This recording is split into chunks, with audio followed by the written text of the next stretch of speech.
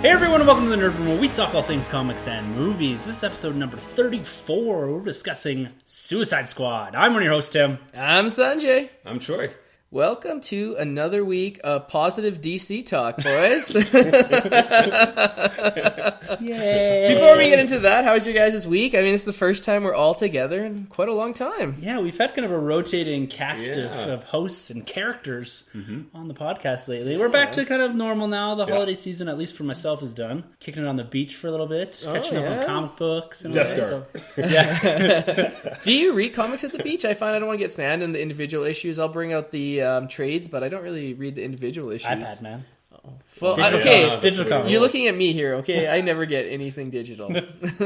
No, I think it's the way to go with digital, personally, because like I like to read comics, and sometimes the only time I ever have is on vacation, is to catch up. So having everything loaded digitally, I can carry just on my iPad. My entire comic book collection's on there. Well, the stuff that's digital, at least. Nice. What did you read? I caught up on Guardians. Nice. I caught up on Star Wars. Nice. I caught up on all the Civil War 2 stuff. Wicked. So I'm up to date with everything that I read now, which is awesome. Perfect. So there's some good stories going on. The Guardian stuff's great. So I'd really. Does he have a new costume? Star-Lord. Yeah, so it's coming in Marvel Now, or the all-new Marvel Now, whatever the hell it's called. 4.2, whatever. Yeah. Cool. 2.0. Yeah. 2.1, 2.3, 2.4. No, I'm just So you guys been catching any Olympic news or watching any Olympics? No. Wow. You guys aren't big Olympic guys? Actually, no, I did see the relay, the women's relay race. Okay. 400. The swimming? Jamaica. The running? The sprint, Oh, okay, yeah. Yeah, that's all I saw. Nice. Olympics are dead, man. Yeah. What are you talking about? I bet you 1 billion people watched opening ceremonies. Yeah, maybe, but it just feels like something that's becoming less and less a thing. It is. But you know, I will be tuning into the Olympics for the trailer drop of Star Wars. Oh, yeah. You guys, they're dropping that, right? Really? So they'll have my viewing for sure. Well, see, Olympics isn't dead now. Yeah. Is it? Yeah, there'll be millions of Star Wars fans tuning in for 2.5 minutes. Yeah. Turning it back off. So one thing I did the other day was I was sitting on the couch and I turned on the TV, as I normally do when you sit on a couch. And I saw that they were playing a Jurassic Park marathon. So Jurassic Park 1, 2, 3... And not Jurassic World, which my opinion is the best sequel, but that's a story for another day. And it got me thinking, have you guys ever been to a movie marathon either in a theater or at your own house? Yes. Yeah. Okay, what did you guys watch? What was your viewing franchise? I got 2. Clearly Star Wars is, Yes. is the biggest one. Yeah, Before Force Awakens. Yeah. Oh, for yeah, sure. you guys crunched through all 6? Or Oh, yeah. I'll start right from episode 1 and go all the way to Return of the Jedi. So when Rogue One comes out, then are you going to go 1, 2, 3, Rogue One, 4, 5, 6, Force? Yeah, I'll even throw in the Clone Wars animated series. Wow. If I had the time. No, I won't. But I will throw in Rogue One before episode 4. And then after Revenge of the Sith. Yeah. So is that going to be like the new viewing order? I think so. There's a lot of different crazy orders, isn't there? Yeah, so it depends on how you want to view it. Like I prefer the 4, 5, 6, 1, 2, 3. I like watching it in that way. If I ever do show it to a new person, that's how I'd recommend to watch it. But now with Rogue One in there, it spoils a lot of things, I think, with having the prequels, because essentially, especially for someone who hasn't watched it, watching 4, 5, 6, you technically, most people I think know of the Darth Vader twist, and some of the the iconic lines in that.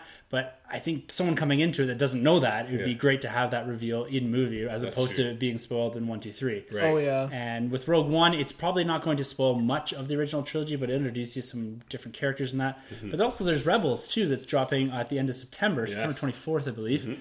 And so that's going to be, again, building in that relatively similar time frame, right? Where we have kind of Rebels into Rogue One into Episode 4. So there's a lot of continuity that you can read. And there's books called Rogue One Catalyst coming out in November. Nice. Nice. 15th. So that's going to be kind of like this preamble to Rogue One, I believe. So probably talking a little bit about the building of the rebellion. I don't know if it's going to be right after or during Rebels, so if we're going to get characters mixed in there. So we have a lot of condensed timeline in that kind of era right now with Rebels, Rogue One, books, and all that kind of happening there. So it's good stuff. So let's start with talking for the week. Gotta have it in there. Yeah, you have to. Every week I think we have something about Star Wars and Batman vs. Superman. Yeah. Do you have an idealized movie marathon? For me, I'm going to have to go with, shocker, Chris Nolan's Batman trilogy. You know, the way the movies build upon one another? I would have to go with that one. I mean, can't beat that. So, Totally agree. Yeah. Too bad the universe is dead and we have this one. Sorry, I'm not showing my cards really here. Wow, I think Tim is being a really big fan of the Suicide Squad movie. We'll get into that. So this week we're going to do an entire episode review of Suicide Squad. So we're talking from top to bottom, major spoils all through. We're going straight into it here. We're not going to wait or try to do any sort of, non-spoiler talk or anything like that. We're going straight into discussing the movie, the characters, plot, everything, score, right down into the mid-credit scene, which finally DC adapted. That's right, yeah. So with Suicide Squad, so we're jumping back into the DC Cinematic Universe. Yes. Second time in 2016, and the third of 3 movies that we do have in this current universe. So it's nice to see them rapidly expanding this universe. Yeah. We got 2 movies in 2016, 1 in 2013, and we're exploding out from here. Yeah. So we've technically built somewhat of our foundation for the DC Cinematic Universe now. Yeah. Oh, I think so. I mean, we got the first, the second, and the third. I think now we can start to see kind of the fruits of their labor and see that kind of expansion around not just Batman and Superman, which is nice because, as I said, I think it was last episode, DC hasn't had a hit movie that doesn't involve Batman or Superman in it in terms of box office gross. So it's nice to see them finally get one. And that's probably why this movie was one of the most talked about and possibly the most anticipated comic book movie of 2016. Oh, yeah. It was something different for DC. They're trying to demonstrate that they can make a movie without Batman and Superman kind of underpinning the entirety of the draw, right? Yeah. Let's talk briefly about what your expectations were going into the movie. What were you hoping for? And then we'll talk about as we go through and into recommendations towards the end. And sure. So, Sunjay, what were you hoping for being the biggest of the DC fans here? Well, I didn't really have much going into it when it was first announced, and I started reading the comic books, and I liked them. I'm not like as big a fan of the comics as I am of something like a Superman, Aquaman, but for me they work. So I had really high expectations. I mean, I think the MVP of this whole movie is the Warner Brothers marketing department, especially for Batman vs Superman and Suicide Squad. They're killing it.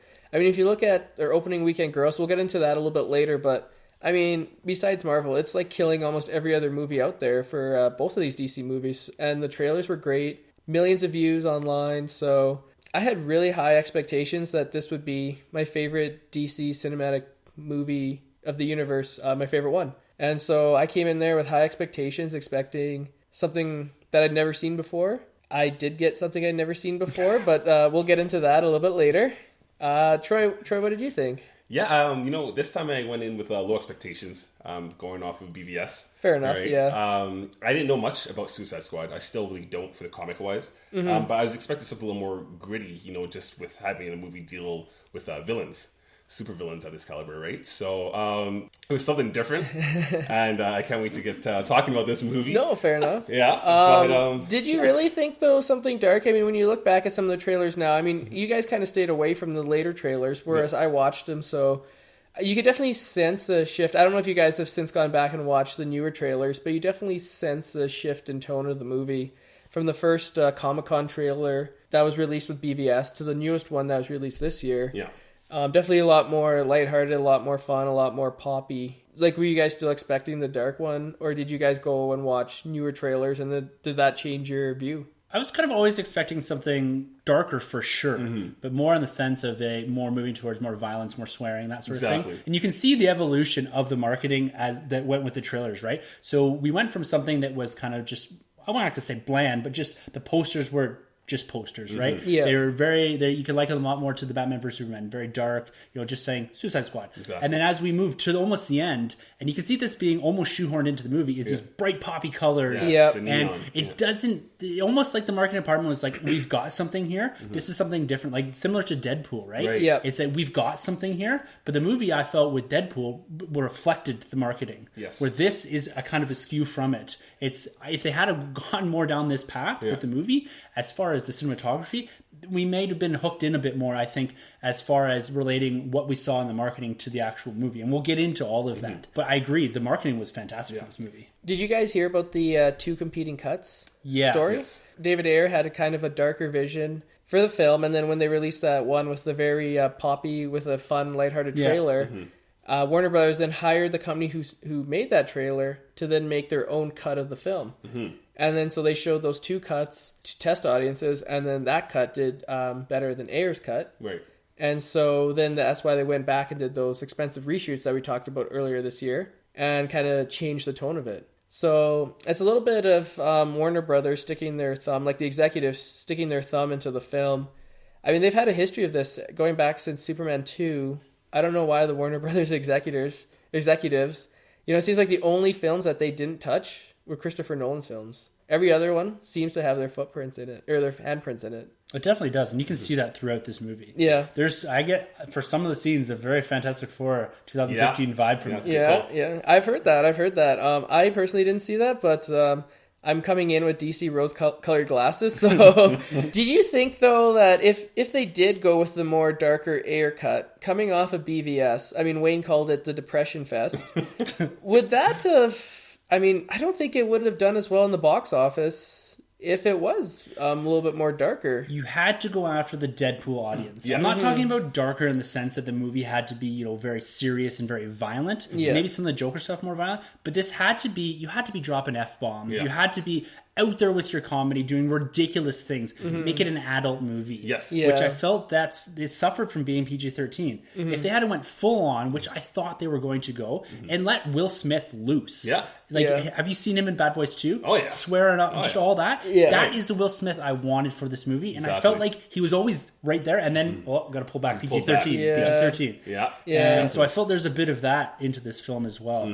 So for myself, I've never read a single Suicide Squad. No, fair enough. I understand the basic concept. So for me coming into this, I was expecting, I understood that, that it's, a squad of villains or supervillains or whatever that are, essentially being used as this Black Ops team. I thought it would be more of a grounded sort of team, right? Yeah. And not filling the void of a Superman or of a Batman. Or Justice League. Yeah, exactly. I thought this was going to be characters that they used because they needed them to do something that was either morally or ethically that police or even the Justice League couldn't do, right? And using these guys to do things that need to be done to save humanity for one reason or another off the books, and using these people because they don't have the ethics and the morals that, say, a Batman does or whatever. Exactly. And it's a little different than I thought the movie, at least how it's portrayed. I'm not sure about the comic books and that.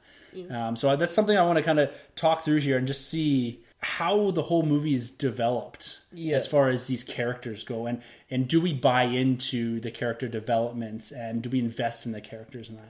Well, you bring up a good point. I mean, talking about the comics, you are pretty spot on. They do immoral missions where the Justice League can't really touch. Yeah. Like in the comic, they do a lot of globetrotting, so the Justice League can't just go into China and take out a dictator, or go into Russia. There's international laws and whatnot. But you got to remember, this is the third film in the DC cinematic universe, so there is no Justice League yet. Yeah. So this is taking the place of a Justice League, kind of like a first step, do this first, and then as the mid-credit scene spoils, or how the mid-credit scene goes, then they do touch upon the Justice League. So definitely a disconnect from the comic books, but it kind of makes sense because there is no Justice League. Like, there's a Flash. There's a Batman. But there's no, there's no Wonder Woman. There's a Wonder Woman, but there's no unit of superheroes to take on the biggest threats in the world. True. So this movie stems back to 2014 when they kind of originally announced that Ayer was going to write and direct. That's right. So that's something a little different from DC, and something that I think they're going to do more as we go forward, right? That's something that Marvel does. Something a lot of movies do now is that they give the directors a lot of creative freedom. And what we're seeing, again, like we discussed with DC, is maybe at the end they're tweaking it. So what the filmmakers need to do is get kind of final cut in their contracts. Yeah, fair enough. To give their vision. So Suicide Squad itself, at least from my perspective, is kind of an unlikely follow-up to Batman vs. Superman, right? Yeah.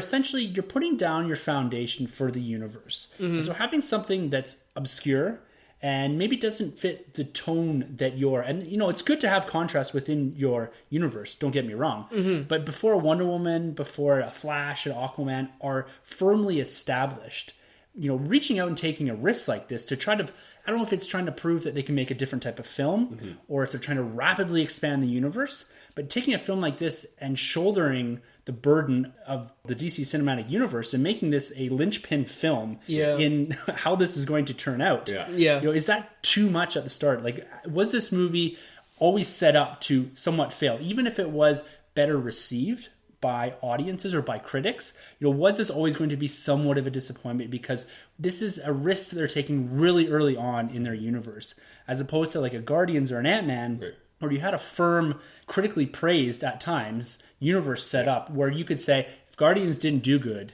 you could be like, okay, we're just never going to talk about that again. Right. Yeah, fair Or enough. if Ant-Man failed, you could do the same thing, right? And because they didn't, they integrated them more into the universe. But with Suicide Squad, because you're putting this as your second movie after what came out of Batman vs Superman, when I look at it, I'm like, maybe they would have been a safer bet with a Wonder Woman or something. But at the same time, could you have gotten the right script out? And because apparently Ayer wrote this in 6 weeks. Yeah, well, he came to DC, actually. He was the one who came up with the idea. He's like, I got this cool idea for a Suicide Squad movie.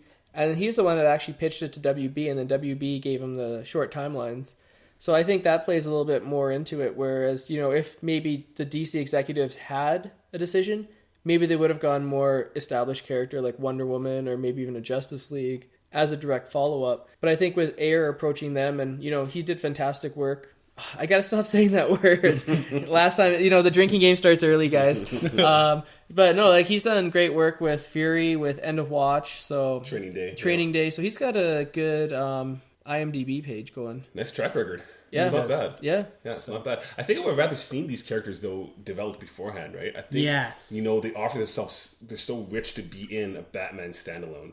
How nice it would have been to see a Killer Croc or Deadshot. Seeing that flashback. Yeah, I wish I could have seen that in the movie before seeing in this movie. Right? I mean, there's little things like that. But will these then heroes? Or these villains? Sorry.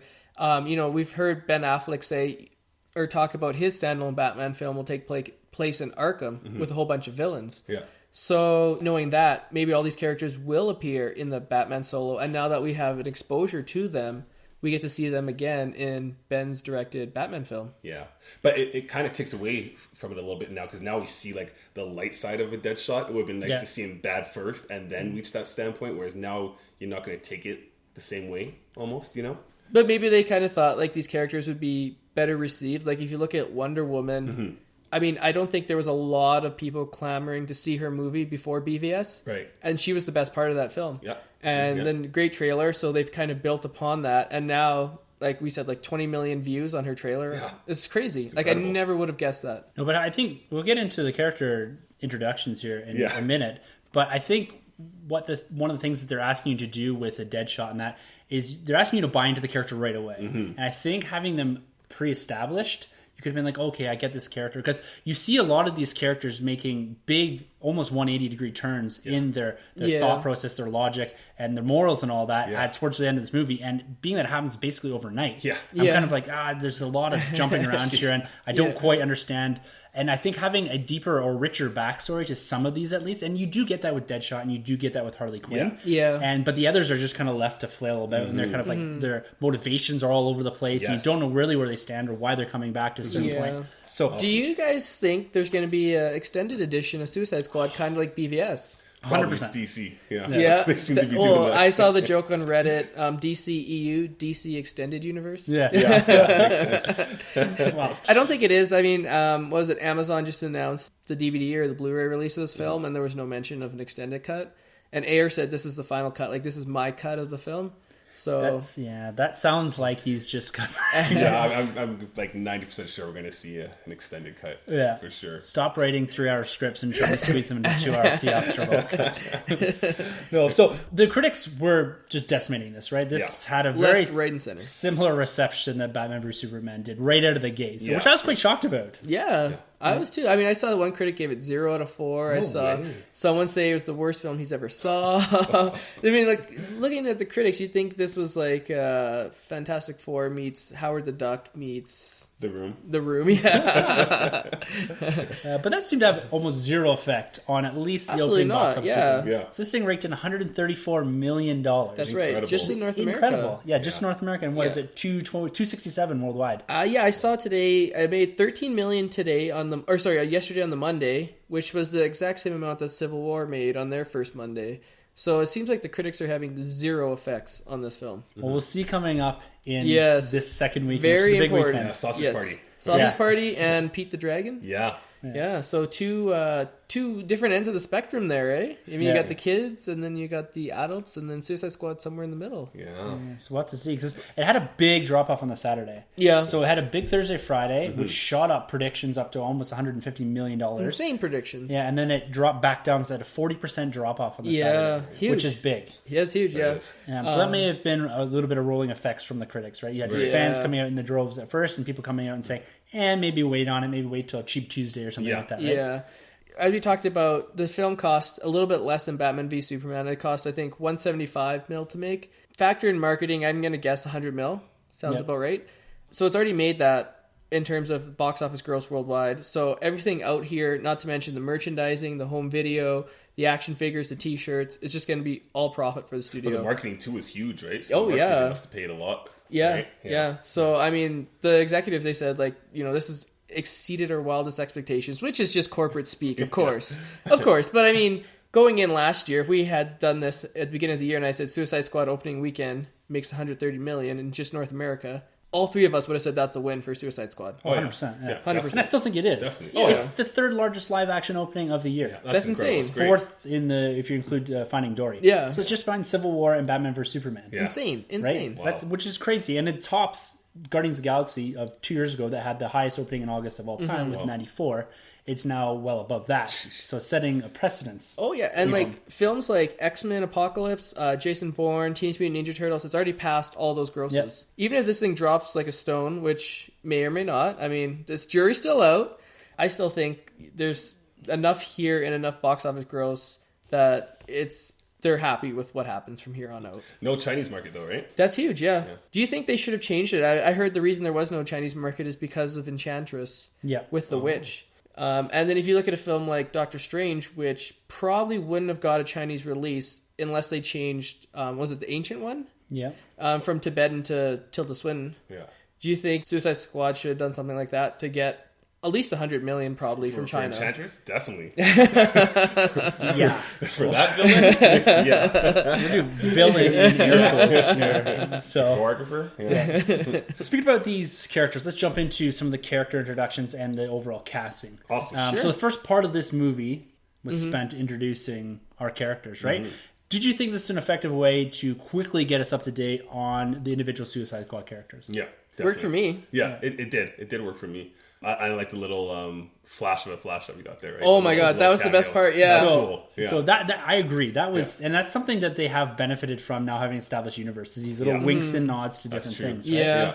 And so the movie itself, so it spins basically right out of Batman vs Superman and the consequences of the death of Superman. And it's Amanda Waller here, played by Viola Davis, who's fantastic in this, I think. She is. Yeah. Yeah, she is a bitch. Right? Oh yeah. She's so good, like you hate her. Oh Like, yeah. And that's like ripped right from the pages. Like in the comics, she goes toe to toe with Batman, and several times Batman has stepped down from her. So I mean, you do not mess with the wall. Yeah. What do you guys make of that line? I thought this was the best line in the whole film when she goes, "The world changed when Superman flew across the sky, and then it changed when he didn't." I was like, "Oh man, like Yeah, that's great. that was a great line. That's That's a my nice favorite line. line." Yes, that was some good setup in there. I did Definitely. enjoy how they've integrated Batman vs Superman into this, and we have the Batman cameo, the Flash cameo, which I think both are great. Yeah. Yeah. And it's a great way to give, like I said, little nods. Say, yes, we have a bigger universe now. Because Man of Steel, you didn't really get much of that, right? No. You had that little Wayne thing. And Yeah. Batman vs. Superman was about building that universe. And this is now kind of being like tipping our hats to it, right? Yeah. Definitely. I think they're doing a good job. I mean, Batman vs Superman incorporated Man of Steel well, and I think Suicide Squad incorporated the other two well. So, they are doing that stuff, I think, really well. I really liked how the scenes, it kind of moved from like character to character, and it was all high-octane songs. So it kind of got you going. It got the energy of the audience going. I really liked it. Like, I don't need like this long, drawn-out backstory, just a couple minutes here and there with each character, and then I'm like, okay, I'm in the movie. Like, I already know these characters anyways. And I'm guessing most people who went to it opening weekend probably already know like a lot of these characters. I don't know Yeah, about I that. don't know about, yeah, I don't Really? know. Like Yeah. some of them, like I guess maybe I'm taking a lot of them for granted, but like Harley Quinn, I bet Yeah. everyone knows who Everyone she knows. is. Yeah, she's big. Joker, That's about it. but that's about it. Yeah, Like, and Yeah. they know Will Smith, so that's Yeah. your one of your ins into the movie. yeah. For sure. What did you think of them flashing up all the different? It's really hard to read. You almost have Yeah. to pause it to Oh, read I it. missed most of it, Yeah. to be honest. Yeah, I think they're And- mostly just Easter eggs for the fans. A Yeah, lot I of think stuff. it was, and it was kind of giving a little explanation on who the characters were, and I think this is where the marketing influenced the movie. I bet you that didn't look like that first cut. definitely. I doubt it. No, yeah, it's probably more like lineup or shot or something. Yeah, exactly. Which one did you like the best? I'm gonna go with Deadshot. Like his opening with flashback with Batman. I thought that part was amazing. Yeah, I love that. I want more of it. Yeah. Well, he's the only character aside from maybe Harley Quinn that I felt actually invested in from the introduction. Yeah. Yes. And they do focus a lot on the two of them as being kind of your main characters, where the rest are more or less supporting them. Yeah. And so, Deadshot, I think personally, his introduction was great. Yeah. Stuff with Batman was good. And, you feel a bit more sympathetic. The only thing I'm, step back a bit from on his character is like, he constantly says, well, I'm a bad guy, I'm a bad dude, I kill people. But then he has like this heart of gold. Yeah. and he has his daughter, and I get all what they're trying to do. You're trying to make bad dudes seem sympathetic. And I think Amanda Waller does that, right? You look at her, you'd be like, she is the worst. Yeah. You sympathize for the squad characters, even though they're all horrible human beings. Yeah. And Deadshot being, again, one of them, because he's just a hitman, right? Yeah. And, but Will Smith kills it in this. He does, yeah. He came to play. He's the standout in this for me. I liked him a lot. I was a little worried that he'd be a little too Will Smith-like. Yeah. That it'd take away from the movie, but I thought he was just right. Apart from, the bad boy reference that you mentioned, that wish we got a little bit more of that rated R feel. Other than that, I thought he was just right. Yeah, he was. Yeah. And he had a lot of good characters to play off. I felt like he benefited from being surrounded by like the actress Margot Robbie that plays Harley Quinn. Yeah. And even the guy, I can't remember his name, the guard. Yeah. The Mindy Project. Yeah. He's more of a comedic actor. Yeah. Playing off him. Great chemistry there too. Yeah, I agree. And I was unfortunate that I didn't see more of him in the movie. He had a big point in the beginning there, and then just kind of faded to the background. But in some ways, it almost killed the movie for me, because I felt like Will and Margot Robbie's acting was so high. That other people suffered a lot, especially I think Joel Kinnaman plays Rick Flag, which is a big letdown for me in this movie. Yeah. What do you guys make of a different Batman? I mean, you got Batman and Batman v Superman, where he's branding criminals. He's beating him up. He's sending him to jail. And in this one here, he goes, Deadshot, I don't want to do this in front of your daughter. And then he handcuffs him. Yeah, I really like that. It brought a little humanity to Batman after seeing him in BVS there. Is Batman safe then? Like, are we like back on board the Batman train? Well, I always liked Batman from even BVS. I liked what we saw, and they did come out saying Batman's going to be a little lighter, I think, since the events of Superman. So it makes sense why he would treat Deadshot that way. He failed him in life, but he's not going to fail him in death. Yeah. But is that meant to be a flashback to before Man of Steel? Not so. That would be, wouldn't it? I would think so, because the assumption would be that Deadshot's been in jail at least for some length of time. Right. I think they said 9 months in the film. So it did say that. So he hadn't been in jail for very long. So we don't know how long Superman's been dead. Yeah, it does. We don't know yet. So maybe it was, maybe it wasn't. They probably could have put the time on there, but I just assumed it was after the events of BVS, because it was a totally different Batman. I was looking at, was it years before? Right. Wasn't cynical like he was in Batman vs Superman. That's right. So I don't know. He, when you look at him from the cameo and that, he looks about the same age. So they haven't really done. He had, I think, the same suit on. It looked a little darker. Jacked. It looked a little darker because with the Justice League, it looks like they're going with a darker suit, almost Christopher Nolan's like color palette. Yeah. So but it looks pretty much the same. I thought it was before. That's right. When you bring that up, that would make sense. That would be before the events of BVS. So he should be like branding Deadpool. Yeah, he should, or Deadshot. Or Deadshot. Sorry. That'd be amazing, a Batman Deadpool movie. Oh my god, it should be Adam West Batman though. Yeah. How about Harley Quinn? Now she was a big one coming into this. A lot of people were excited to see her first live action portrayal coming out of the cartoons and the video games and comics and all that. She's a big star in the comics. Right. Huge. So what do you think as big DC readers? I think she was the best part of the film. I think Margot Robbie killed it. I think she's a terrific actress. This is the only movie I've seen her in, to be honest with you. So everyone was saying like, "Oh, she's really good," and a whole bunch of other stuff. Wall Street. Yeah, I've never seen that film. And so she was in like, I think Focus with Will Smith. Which is why their chemistry works so Yes. well. Yeah. I mean, I want to see Harley Quinn in Batman solo. I want to see Harley Quinn in Justice League. I want to see her in Wonder Woman. I want to see her in everything. I thought she was fantastic. I thought she was the best part of that. And that's one thing DC Cinematic Universe has going for it, is strong female characters. And she's a strong female villain, and I want to see her more. I think she did a fantastic job. To me, she stole the show. I mean, as great as Will Smith was, and I think he was he's second best of the movie, but to me, Margot Robbie, hands down, best part of the film. Now here's a question for you. Okay. You say she's a really strong female character that has a humongous dependency on a male character in the Joker. Well, that's her character in the comics. I didn't mean like strong female as in like a strong independent woman who don't take no crap from no man because she pays for her own shoes and rent. Thank you very much. That was not even rehearsed. That was phenomenal. One take, Holy. I'm a professional, boys. I'm a method actor. Yeah. I've been sending you guys weird gifts all week for this episode. I sent you guys a dead rat. Condom full of semen. Oh, man. No, that's just mayonnaise, man. That was a thing that Jared Leto Yes. But in terms of strong female character, I meant like an interesting female character who is a villain who I want to see more of, who isn't just like a one-note character. Right. She had like, she plays with her looks to influence Deadshot, and then she's in love with the Joker. Layers on her, right? Yeah, there's definitely layers. She's an onion. Yeah. With me, I'm a little different. She was great, but I think her character got better as the movie went. When the movie started off, for me, I wasn't completely sold on the character. I don't know if this was the editing or the character. The jokes weren't lining up properly. Yeah. So I don't know if that was due to the scenes being edited weirdly, where the jokes just fell flat. Yeah. Or if it was just the character herself that was delivering the lines a little funny. But for me, I wasn't really laughing at any of her lines in the first bit. Probably not until they encountered the first set of villains. When they started shooting up, those Power Ranger putties. That's how I feel in the character. Yeah. I really like the call back to her costume. Where we got to see the Alex Ross painting. that was so. I had no idea that was going to be in the movie. I'm glad that wasn't spoiled for me because that was so cool. Right? That was a nice Easter egg. Yeah, definitely just for the fans. And then she pulls it out because it wouldn't work in live action. Her gesture of it, but just for that one scene, it gave every fan that's ever seen the animated series something to enjoy. Yeah, I definitely grinned over that. Yeah. And every fan knew it instantly. They're like, "Oh my god, that's from the animated series." Exactly. What did you think of the flashbacks with Joker and establishing her relationship and her evolving into Harley Quinn from the psychiatrist doctor that's trying to fix the Joker? I wanted to see more. I think everyone wants to see more of that stuff. I mean, I guess that's a good thing because I thought. I mean, we'll get into Jared Leto's Joker later, but I thought he did a fantastic. I caught myself though. I didn't finish. It's like a batter in baseball who stops. I didn't go over the plate. No, I thought Jared Leto did great. I do want to see more, and I do want to see it more maybe in like a Batman film or something. I think they didn't want to go too dark, and I think what they had originally shot would have maybe pushed the film into that R rating, and I don't think WB really wanted to put out a $270 million tentpole project like Deadpool, which people forget, but Deadpool only cost about $50 million to make. Yeah.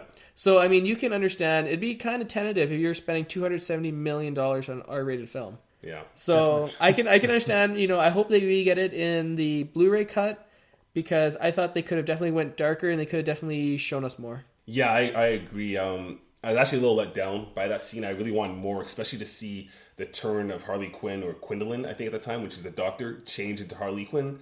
That should be pretty big. I really want that to be a lot more thought out and brought to life, and it wasn't. It actually had me kind of scratch my head. I know they're both crazy individuals, but I thought something like that should have been captured so well on the big screen. Yeah. And so I was kind of let down. Actually, I was let down by a lot of their the flashbacks of Joker and Harley Quinn. Yeah. That character in particular, I think out of any other character besides maybe Deadshot, would have benefited more from being set up in another movie. Exactly. Just having more of her character, or the understanding of her character.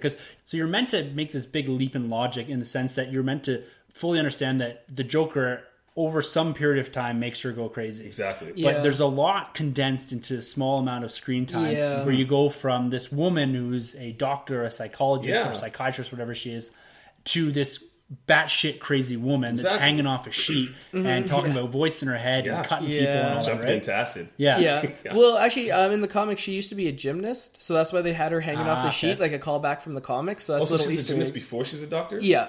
Cool. Okay, I never knew that. Yeah. Likely path. She's a gymnast in university, and then she became a doctor. Fair enough. Oh, okay. So that explains her acrobatics. Okay. Cool. So we talked a bit about Rick Flag here and Joel Kinnaman's portrayal of him. So this was a role that was originally Tom Hardy's. That's right. That's right. But he had to drop out. That's what he's. Sorry, I think also Bradley Cooper was also up for the role before Joel Kinnaman. Yeah. Interesting. Yeah. So I'm kind of in line with you here, Troy, in that he didn't benefit from having strong actors around him because it was basically him, Deadshot, and Harley Quinn had a lot of the main interaction, a lot of the main screen time for the Suicide Squad, and I felt he was beat down by those two stronger actors. Definitely. And he couldn't really hold the banter as much. He really couldn't, especially like I don't know if you guys are familiar with the show, The Killing. That's where he came from. Okay. Oh, okay. He's great in He's that in movie. RoboCop, the new one. Wasn't Yeah, he? I think he played plays RoboCop. You're right. He played RoboCop, but he was Okay. a stand-up on the TV show The Killing. Okay. So I had expectations for this guy. I thought he was going to Yeah. be pretty great, but he Yeah. really showed his lack of movie, I guess, stardom. Yeah. Doing this, and like you said, he couldn't hold his own with any of the actors on there. There's even a scene where I saw him talking to Will Smith, and it looked like he was really trying hard not to laugh, and I couldn't believe that was on the screen. Yeah. So yeah. I gotta watch that again, Yeah. but that's funny. And I don't know also if it's because he gave him like a weak plot line with his was it Dr. Moon? Yeah, love that interest? was was June really Moon. weak. Well, yeah. I don't know if you guys saw. There's a whole bunch of deleted scenes that are now making their way online, and I guess the film opened up originally a lot differently, where it's Dr. June Moon, and she hires these two kind of Sherpa guides, and they go in, and she said like she's waking up at night, and there's this voice in her head just saying the words enchantress, and she doesn't know what it means, and she's trying to figure out like what this like enchantress voice in her head is saying. And then she goes into the jungle and she falls into the caves, and then she finds that thing, and then the enchantress voice kind of takes over, and that's why she breaks open the artifact. So I think we're going to say this a lot, but I think there was a lot of stuff that got cut from this film. For sure. But I definitely agree, like the romantic angle between June Moon and Rick Flag didn't really work so much for me. We didn't see them interact a I lot. don't buy it at all. There's zero investment. Like when I look at the two of them, there's no scenes in there that made me think this man would do literally anything Right? for this woman. Exactly. Yeah. Which is how he is. Yeah. No, he Is falls he a in love. big force in the comics, Rick Flag? Do you know? Like, is he the man on that team? Like, I know he's meant to be, but Yeah, I mean, to be honest with you, I couldn't tell you. I don't think he's even that big in the comics. No. So he's kind of just like a G.I. Joe wannabe. But, I mean, June Moon in the comics, she's the big villain in Justice League Dark, the first New 52 series of that. So I was kind of interested to see her show up in Suicide Squad. I thought she would have been better in more of a Justice League Dark with Swamp Thing, Constantine, Dead Man. That makes sense. Yeah. I know, Tim, like you were expecting this to be more kind of grounded, kind of like a brawler type with each of them. Yeah. Like an Expendables almost. Yeah. Kind of thing, eh? Yeah, like the kind of like that vibe where it's like anyone can die. And it's just like, So definitely Enchantress, I mean, it was kind of like an odd choice. Odd choice for a villain. Before we get into the Enchantress and all that and all the villains and stuff, there's still some other callback characters that we should get into. Should we go good or bad first? Let's go good. Let's throw some positives on this. I loved Captain Boomerang. Yeah, you know what? I know we're trying to go positive right now. He's one of my negatives. And it wasn't anything against Jai Courtney. Yeah. He just was non-existent. You could have taken him along with Slipknot. They could have both been it. Yeah. Slipknot was in there for a one purpose only, to show that their heads were just a one-note character. But I read up on that, and I guess that's actually straight from the comics. I guess that happens in the comics. Oh, really? That's funny. So it's, that's establishing kind of the premise of the Suicide Squad, right? Yeah. But I agree with Jai Courtney. Like, he was a non-factor in this movie, and I had him pegged as being the comedic breakout of this movie. Yeah, good call. And he was a non-entity in the whole thing. Does he ever even throw a boomerang properly? Oh, I think he threw it once to record something. Yeah, and he hit a couple of the eyeball guys. Yeah.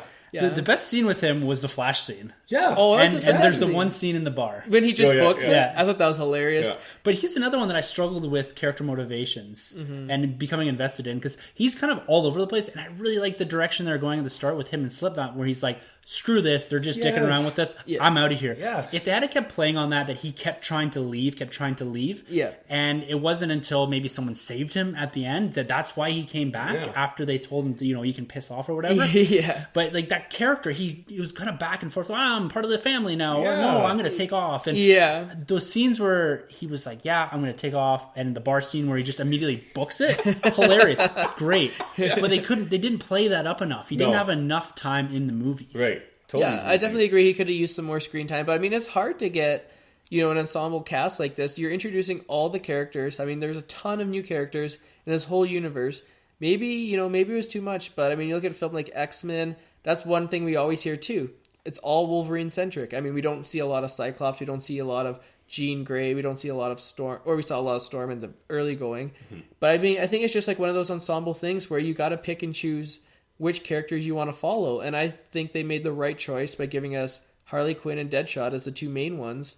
And then you surround them with these other guys, these kind of like sprinklings of your side characters, where you're not going to get 20-25 minutes of screen time, you maybe get like 7 minutes of screen time. Right. But, you focus on your two mains and then you just go from there. But look at like a thing like, I know Avengers, those guys were already established, but even Guardians, like they spread the floor so well with like these lunatic characters, the Raccoon, Groot, all these characters, and I had a good sense that I knew everybody, even some of the villains. Yeah. I thought they did such a great job, and I don't want to compare this movie to that, but I think this movie was trying to chase Guardians with the score, the soundtrack, the ensemble of characters, and it didn't live up to it. Do you think so? Because like Guardians is more like the space opera, right? It's like this fantastic film with like, it's kind of like Star Wars meets Suicide Squad, I think. Yeah, but I think with the ensemble of characters that they have, it's definitely ragtag, really weird. Ragtag. Yeah. And I agree, because I think if you had knocked out two of these characters, you could have focused in a lot more on. You say if you had knocked out Katana, who's barely in this movie, she's a non-factor again, and you could have maybe done without Killer Croc as well. Definitely. Yeah. Like he has a scene or two, but you take those two out and you give a lot more focus in on Captain Boomerang and El Diablo. Yes. Or kill one of them, or have more cannon fodder of Suicide Squad members and kill them earlier on. Exactly. Have one of them die early on in one of the battles, and then you can focus all your attention on, because Guardians had the benefit, there was 5 characters, right? Yeah. And they had the benefit of doing that with periphery characters.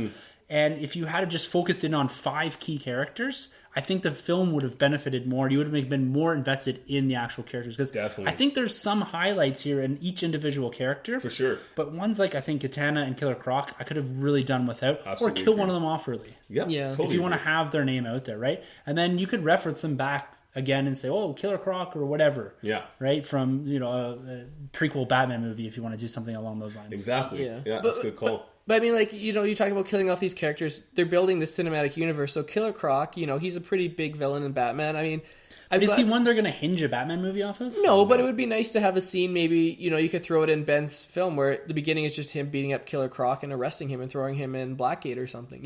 You still have these options where you can use these characters for a scene or two, or, sprinkle them in. Whereas, like Man of Steel, I would have loved Zod to show up in like later movies, but now he's dead. Oh, no, I agree with that. But Zod's a much stronger character than a Killer Croc or Katana. And a lot of these villains are now, I think, off limits unless you're doing prequel movies. Because they're part of the squad. They're part of doing something better, right? They're part of being reformed, if you will. They're not going to be kind of running around being part of some sort of rogue gallery for Batman. Exactly. Well, I think in the comic books, they're still bad guys at heart, right? So I mean, they were forced to do this one mission. The beauty of Suicide Squad is it's a rotating cast. So Killer Croc, he escapes. That's fine. We'll throw in King Shark, or Captain Boomerang escapes. We'll throw in Captain Cold or something. Right. So I mean, the possibilities are endless with this. So I mean, we'll get into this later about sequel and whatnot. But I think this concept and this movie sets the sequel up very well. But we'll get into that later. Yeah. So one more character here we'll talk about before we kind of jump into something a bit more dense towards the plot and the narrative. El Diablo. Yes. He's another character I think would have benefited a lot more from having more screen time, because he's something that he was one of the characters you felt a bit more sympathetic towards, right?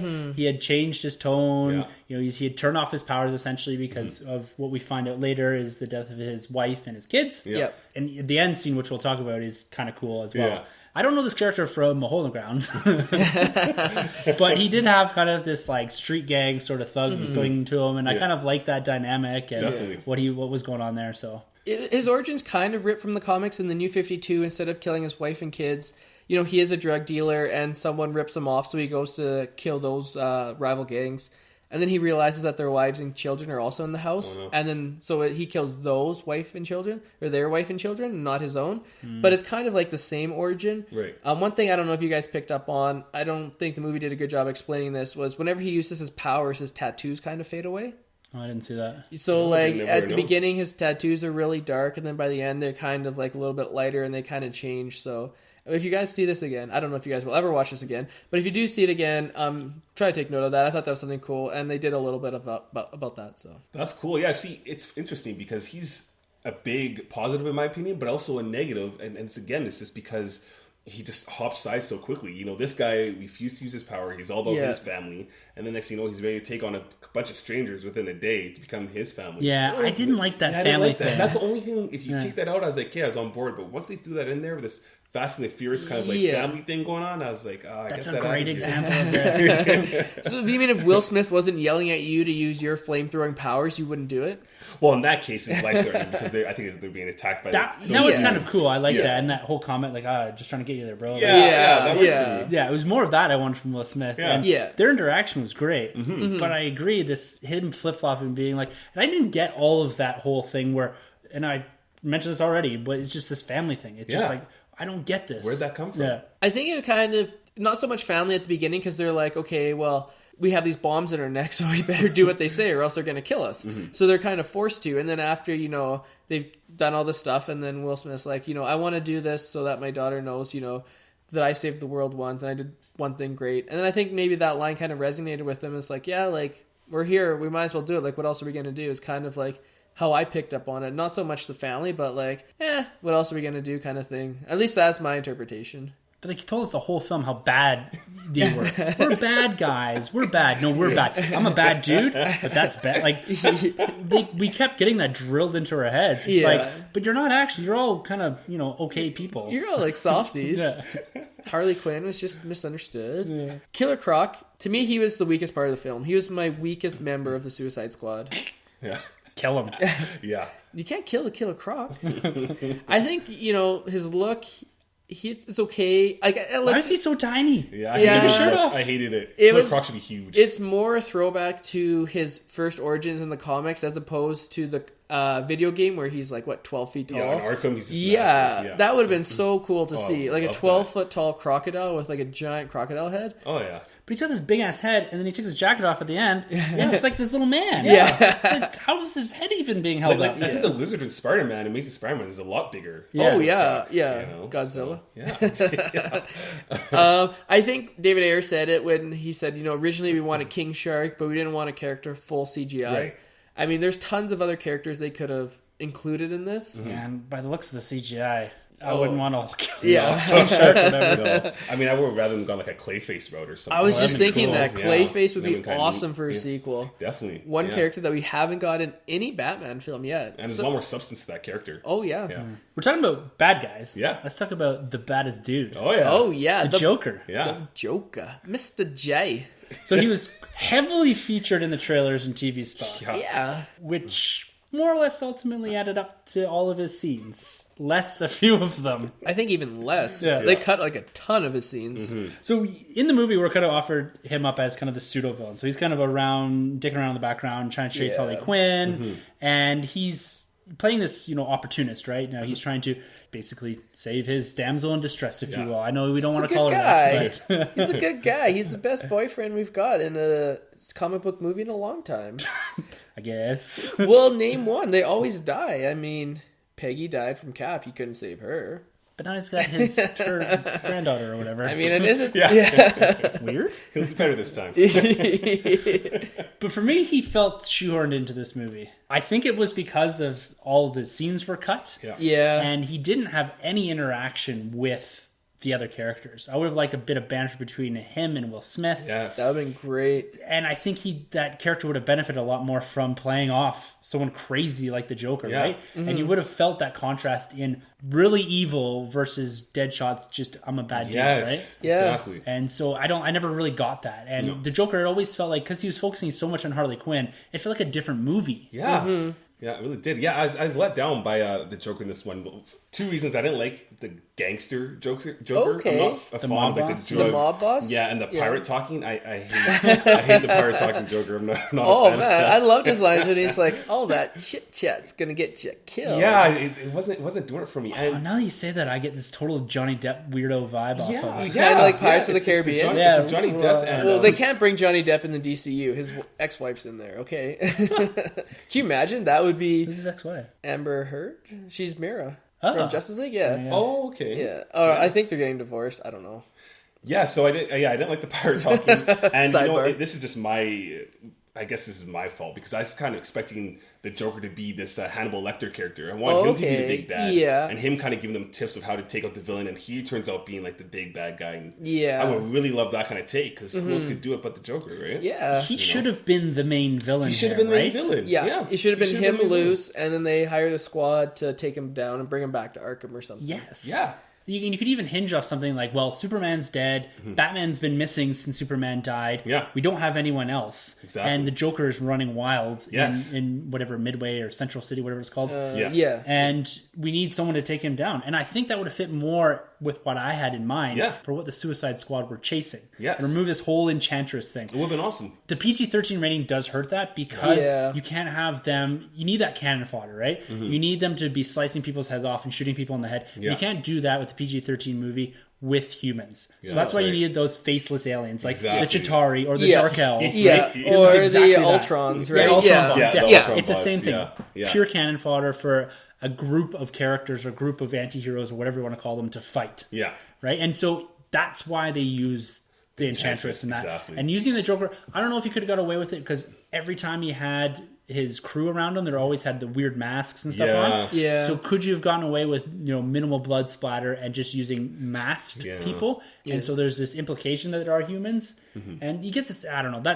But having the Joker as the main villain, I think, would have been better, even if maybe he was controlling Enchantress. Yeah, Exactly. that would have been cool. Scaling it down. Yeah. Yeah, And you yeah. could really pull on Harley Quinn and the Yeah. Joker that way Yeah. even more so, right? Yeah. And again, having that dynamic where she's on the team that's trying to fight him, and Exactly. having her questioning, maybe he is a bad guy, and Right. maybe I am a little better, and Yes. something like that, playing Yeah. off of that, and then she's jumping back because that would be more believable for her for jumping back and forth, right? Yes. Because Yeah. sometimes she doesn't want to be part of the team, other times it's her family, right? Exactly. Yeah. And we keep coming back to this, but Yeah. having him be the villain that they're actually fighting, I think that would have worked better for their relationship, and you could have gotten more interaction with her and him and understanding their dynamic a bit better. Yeah, Yeah. for sure. Because I was having a little bit of a hard time believing that this Joker can go toe to toe with Ben Affleck's Batman. Okay, yeah. Get crushed. Crushed, Well, he's right? skinny, Yeah. but like the Joker has never been a No, physical that's true. threat. No, I know that, but like when you look at like Heath Ledger's Joker and then you look at Christian Bale's, you can see the dynamic between the two and why they Yeah. both kind of have a standstill against each other. Yeah. And you can go back to Jack Nicholson and Michael Keaton. Michael Keaton. But this Joker, I'm just like, if they encounter each other, I know obviously Batman would always win the fight, but I just don't see this guy being smart enough to defeat Batman. I don't ever. know. It's a bigger contrast than we've seen in the past. Yeah. I Yeah. dug it. I thought he was really smart. Where he thought, like, okay, so they got the bombs, and then he goes to the company that makes the bombs, kidnaps the guy's wife, and he's like, "Let me in." He was smart. He escaped the helicopter crash somehow. I don't know how. Somehow. and the car accident. Yeah, He and the car escaped accident. somehow. Yeah, I mean, but I like that because he's just like he gives zero blanks. Like he's like getting chased by Batman and Harley Quinn's in there, and he's just like, oh, whatever, I'm gonna crash it and escape, and so Batman has to save Harley Quinn. And again, it harkens back to this different Batman where he saves Harley, even though Harley in that little Easter egg thing said like accomplice to killing Robin. Yeah, see, and that brings up another big factor for me because I'm like, okay, if Batman lost Robin to Joker or Harley Quinn, he's gonna go like a little more crazy on these two than just, Yeah. here He you just go, punched her lock 'em up. directly in the mouth. Yeah, Underwater too. That got was a good pretty laugh. badass. That got a yeah. good that was laugh. awesome. I Yeah. actually really liked that scene.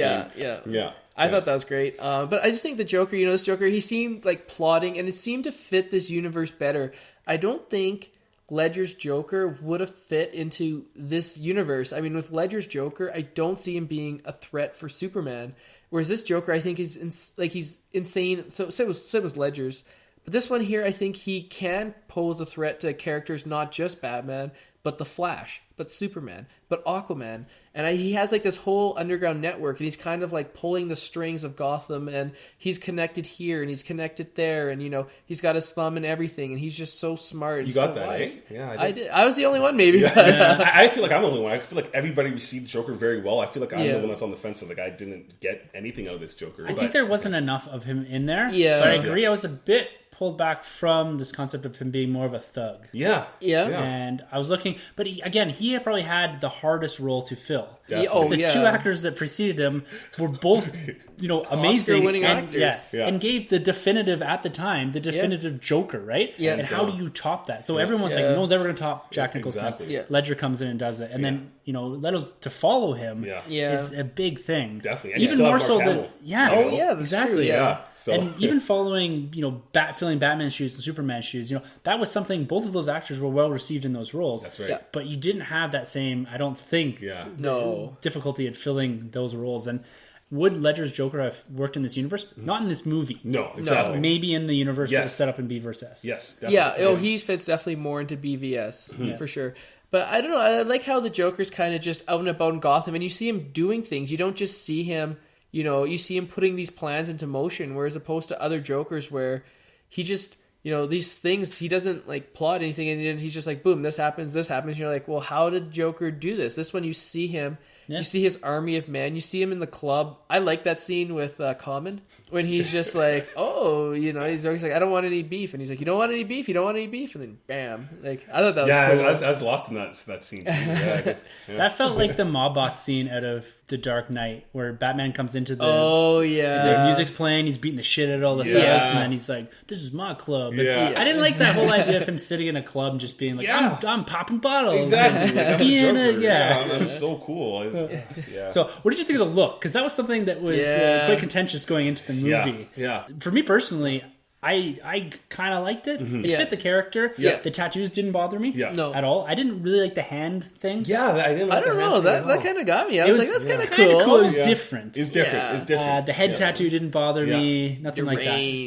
Yeah. I didn't notice the tattoos. They kind of fit. And like, he's wearing those big gold chains and that. And he's kind of a lot of wardrobe changes. Yeah. A lot of wardrobe, like Lady Gaga or something. Yeah. It fits the character though. He's a bit spun. He's trying to portray something. Yeah. I think that works. A lot of them were iconic Joker looks. I mean, one of them was from The Dark Knight Returns with the gray suit. The other one was Alex Ross's painting of with Harley Quinn with the black tux. Yeah, there's like a lot of them that they were taken from different iconic comic book looks. And see, and those are the outfits I like the more so, those ones you mentioned, just because, when you think of Gotham City, it's always had like that 40s, 50s kind of look, and Joker's always capitalized off those looks, right? So when I see him in the modern stuff, I'm kind of have a hard time adjusted to it, but throughout the film it never took me away from it. I just appreciated those scenes more so when he was in like the black tux and There's an easy fix too if if the tattoos just aren't working and fans really are unreceptive to it. Just have a scene where he jumps into a vat of chemicals or something, and then the tattoos are burnt off, and then he's back to normal. So he can jump into acid the third time. Yeah. First time you fool me, shame on me.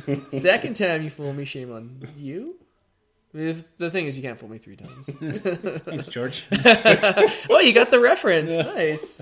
So, this Joker, is he the second Joker, do you think? I know this is something that's been talked about, but when I'm looking at timeline-wise, he's whatever Jared Leto's age is, 35 or something? No, what's funny? He's actually older than Ben Affleck. Oh, really? Really? By a year, he's actually older. Wow. Yeah. So he's in mid-40s? Yeah, he's just aged very well. Yeah. Because when I looked at this character initially, I'm like, there's a lot of implied backstory with Batman in B vs. S, right? Yeah. The Wayne Manor's burnt down. He's had this long history. He's beaten up, all this kind of thing, right? Yeah. He's become very cynical. Robin's dead, all this stuff, right? Yeah. Where the DC Cinematic Universe kind of more or less starts with metahumans and that from Man of Steel. But there's all this backstory of Batman before that, right? Yeah. I guess now that you're saying that they're age-wise they're the same, so you can have an older Joker here. Yeah. So I was thinking, like, there seems to be a lot of history before in Batman. Does it make sense that this Joker was part of all that? Yeah. And I guess David Ayer came out saying, like, he squashed the rumors of him possibly being Jason Todd, the former Robin. He squashed it saying, this is the Joker. Okay. Yeah. Which is good, because that was kind of a weird rumor. It's interesting, though. I kind of liked it. It's an interesting concept. I mean, I concept. always prefer the original, but I thought that's kind of neat if Jason Todd, since he went crazy anyways, why not become the Joker? Yeah. DC, at least from my perspective, had left a few doors open with their villains. Yes. Lex Luthor's one of them. Yeah. Being Lex Luthor Jr. Yes. You got Bryan Cranston show up in the next film and be like, Lex Luthor Jr., you're a dickhead. You're grounded. Yeah. And you do a very similar thing with this Joker, which I don't think they're going to go down that path. Like, why would they? It'd be really confusing. But they could go down and say, well, the original Joker, and we're going to do a Batman prequel, was something more akin to the Ledger's Joker. I don't know. Yeah. Or kind of tied into the Red Hood gang. Well, there's like a bunch of different Red Hoods, like Joker's origin. Yeah. So he wasn't the original Red Hood. Yeah. You could do something like that. Are you guys excited to see more of Leto? Like, if Ben Affleck announces his film and the big bad is Leto, are you guys pumped? Are you guys passing? I'm passing for now. I'd like to see him show up in a Ben Affleck movie, but I'd really like to get back to like the smarter villain, I guess, and give me like a Riddler kind of, or maybe even a Penguin. I'm kind of jokered out for now. Yeah. I'd like to see him show up in other movies. Yeah. I'd like to see him be a continuous thread that's like, oh, the Joker's here and the Joker's doing this, and just be like something crazy. Even as just little references. Yeah. It'd be something cool, in the New 52 where it's like, how old is the Joker? Who is the Joker? Yes. And we see him showing up like hundreds of years ago. I love that. And then Batman's like, how is this possible? Exactly. Have him show up in Wonder Woman in World War I or something. Yeah. And then Pale-faced man. Yeah. And then you'd be like, is he 100 years old? Like, what is this? And That'd be cool. Yeah. That'd be awesome. Then he can incorporate the Court of Owls, right? Yeah. Wow, yeah. That'd be awesome. I really like that idea. Patty Jenkins, if you're listening, Yeah. even though the film's probably already shot, It's done. Yeah. I think they were tattoos. I'm here for trench warfare, guys. Say here, Kepa. So the Joker was not the main villain of No. this movie. We had Fortunately. 2 other villains. And they're not Warner Brothers Studio executives. Although. So the villains I'm referring to, actually there's 3 more villains I would consider here. Okay. So we have Enchantress. Yes. Yes. And her brother. Her brother. That's the only name they gave him. They call him Incubus. I think. Incubus, exactly. Well, that's, Oh, really? Yeah, I think maybe from the comics or whatever. yeah. And that's just from me reading on some other things. Yeah. Okay. And then we have the cannon fodder alien I face things, Yeah, whatever they are. those What did you think of the villains? I thought he's a knockoff of the brother of Thor 1. Yes, he looked like the the Destroyer. Destroyer. Story, totally like the Destroyer. Where they fight in 7-Eleven. Yeah. Yeah. Yeah, but I thought that was horrible because you have Amanda Waller, who's basically equivalent to Nick Fury. Yeah. You could say. She has all the security over the heart attached to Enchantress. Yeah. But then she has the brother statue just in the closet, just open for grabs from anybody, and then she comes in, takes the statue, brings life to the brother. I thought that was pretty weak. But the brother at first I thought was a little intimidating until the end when he got kind of owned. Yeah. CGI was horrendous. CGI wasn't very good, no. bad. It looked very dated. I was actually really very reminiscent of Mortal Kombat 1 at the end when the fighters all gather up and they're about to throw down, and Enchantress is like breakdancing in the back. Yeah. Yeah, Yeah. It felt like a different movie. it did. Yeah. We did not need another kind of like light in the sky sort of villain, right? No. And the fact that this was a global threat, and more towards the end, didn't make sense to me. No. Going back, the actual mission was extraction, right? Right. Extract Amanda Waller. Yeah, and which sucked. But then in the end, they're kind of like, oh, we're going to actually go fight these guys, and the world is ending. They're killing all the U.S. military satellites and all that. At that point, I'm like, well, we've now gone into something completely different. Yeah. And if we had someone like the Joker, or at least scaled down these powers to the point where it was just affecting the city Yeah. as opposed to the whole world. Yeah. There you're in a smaller city, you're away from Gotham, you're away from Metropolis, you can buy into the fact that maybe Batman's not going to be there, and maybe Yeah. the Flash is off doing something else. Right. And so you can get that idea. You don't run into this issue yet where it's like, well, why didn't the Flash or whatever just show up or Exactly. Wonder Woman? And yes, they are present, but if something was a bit more localized, you can get that. And it's just happening over a short period of time. Yeah. We're going to test these guys in the field. I get that. But this, for me, too big. Yeah, definitely too big. I felt the third act was pretty weak. I didn't care for the brother. I thought, as we said, the CGI wasn't very good. He didn't have very much to do. He was just there for kind of a big bad to beat up. Yeah. Yep. The eyeball guys, to me, it doesn't really matter. I mean, we've seen this before, They're as we said. everywhere. It's just to see cool scenes of Deadshot on the car, shooting That them was all. cool. That's a great scene. That's Yeah. probably one of my favorite. Harley Quinn bashing him with a mallet and a baseball bat. Captain Boomerang using boomerangs. Whatever. We get that in it's kind of a comic book movie trope at this point. It is. I don't mind it. I mean, Age of Ultron, we got to see Thor use his hammer. Otherwise, if he's using his hammer, you don't really get to see it. Yeah. Same with Wolverine with his claws. We saw it in X-Men Apocalypse, and you got to see him actually let loose finally and kill people with his claws, which was kind of different. But again, that's going back to they all have masks and stuff Yeah. on, right? So it's you're not really getting. They got away with a lot of blood there, I think. Yeah. Yeah. But again, they need to cover faces. Yeah. 'Cause it's Oh, not yeah. you're not putting a face, and that's the PG-13, right? Killing it again. Oh yeah. Where Deadpool is just yeah, we're gonna kick heads. And, Yeah. Yeah. we're everything gonna like show that. Yeah. No. Deadpool worked. It wasn't as big as gamble as people think. $60 million budget. No. I mean, whatever. And the marketing was more guerrilla marketing, where they probably didn't spend $100 million. No. They probably spent maybe $20 million, and the rest was just word of mouth that made that film take off. Yeah. Whereas with this, that big of a budget, you couldn't have made it R. I mean, I would have loved to see it rated R, but logistically, it just wasn't going to happen. Enchantress, though, I thought she was kind of freaky when the scene when she's in the thing and then the black hand comes and turns it great. over. That was cool. Yeah. That was cool. And then she's kind of scared. She doesn't know what she's doing. And then she goes to Iran, grabs those plans from Tehran, and then, that rhymes. She ran to Iran and grabbed the plans from Tehran. And then that's kind of gets the government on board. Man, shit, if these guys can do that, let's get them on our side. Yeah. So I kind of bought that. And then when she turned into kind of the Mayan dancing lady kind of took me out a little bit. I mean, I kind of got where they were going, where she's building this world engine that's going to take over the world and destroy it. So it's kind of just like the thing where it's, you know, it's like everything where there's this villain and he defeats the heroes, and then he or she is like, well, I got to have a rest now before I take my next plan. You know, it's kind of like that. We've seen that a million times in movies. Yeah. So for me, I was able to overlook it, like, whatever. I kind of got where they're going. You got this, like, you know, this threat where you can take it out. And, you know, I don't know. I didn't mind Enchantress so much as the brother really bugged me. And the eyeball guys were just there for cannon fodder. Did the voiceover work take any of you guys out of the film at the end with Enchantress? Yes. That was weird, right? At the end? Weird British accent. Yeah. Where it's like kind of like this like echoey voice and that. Yeah, their bodies moving one way. And it felt it almost didn't. Yeah, it didn't match up. Okay. Match is weird. That's really weird. I didn't catch that actually. What do you guys make of her being in the Soul Sword? So there's a possibility of her coming back, possibly in Justice League Dark. Oh, okay, yeah. Well, just going a bit before that, I thought that was also a little telegraphed too when Harley Quinn took the sword. Yeah, I thought that was a little funny, but getting past that, yeah, I think that's cool that they have her in their back pocket, that she can turn up anytime again in this universe. That character's fine. Not in this movie though. Exactly. Yeah. Like in Justice League Dark, what you explained there, that makes sense to me. Yeah, sold. Not here. No. Yeah. But I mentioned 3 villains. Yes. So here's my take on the third villain of this movie.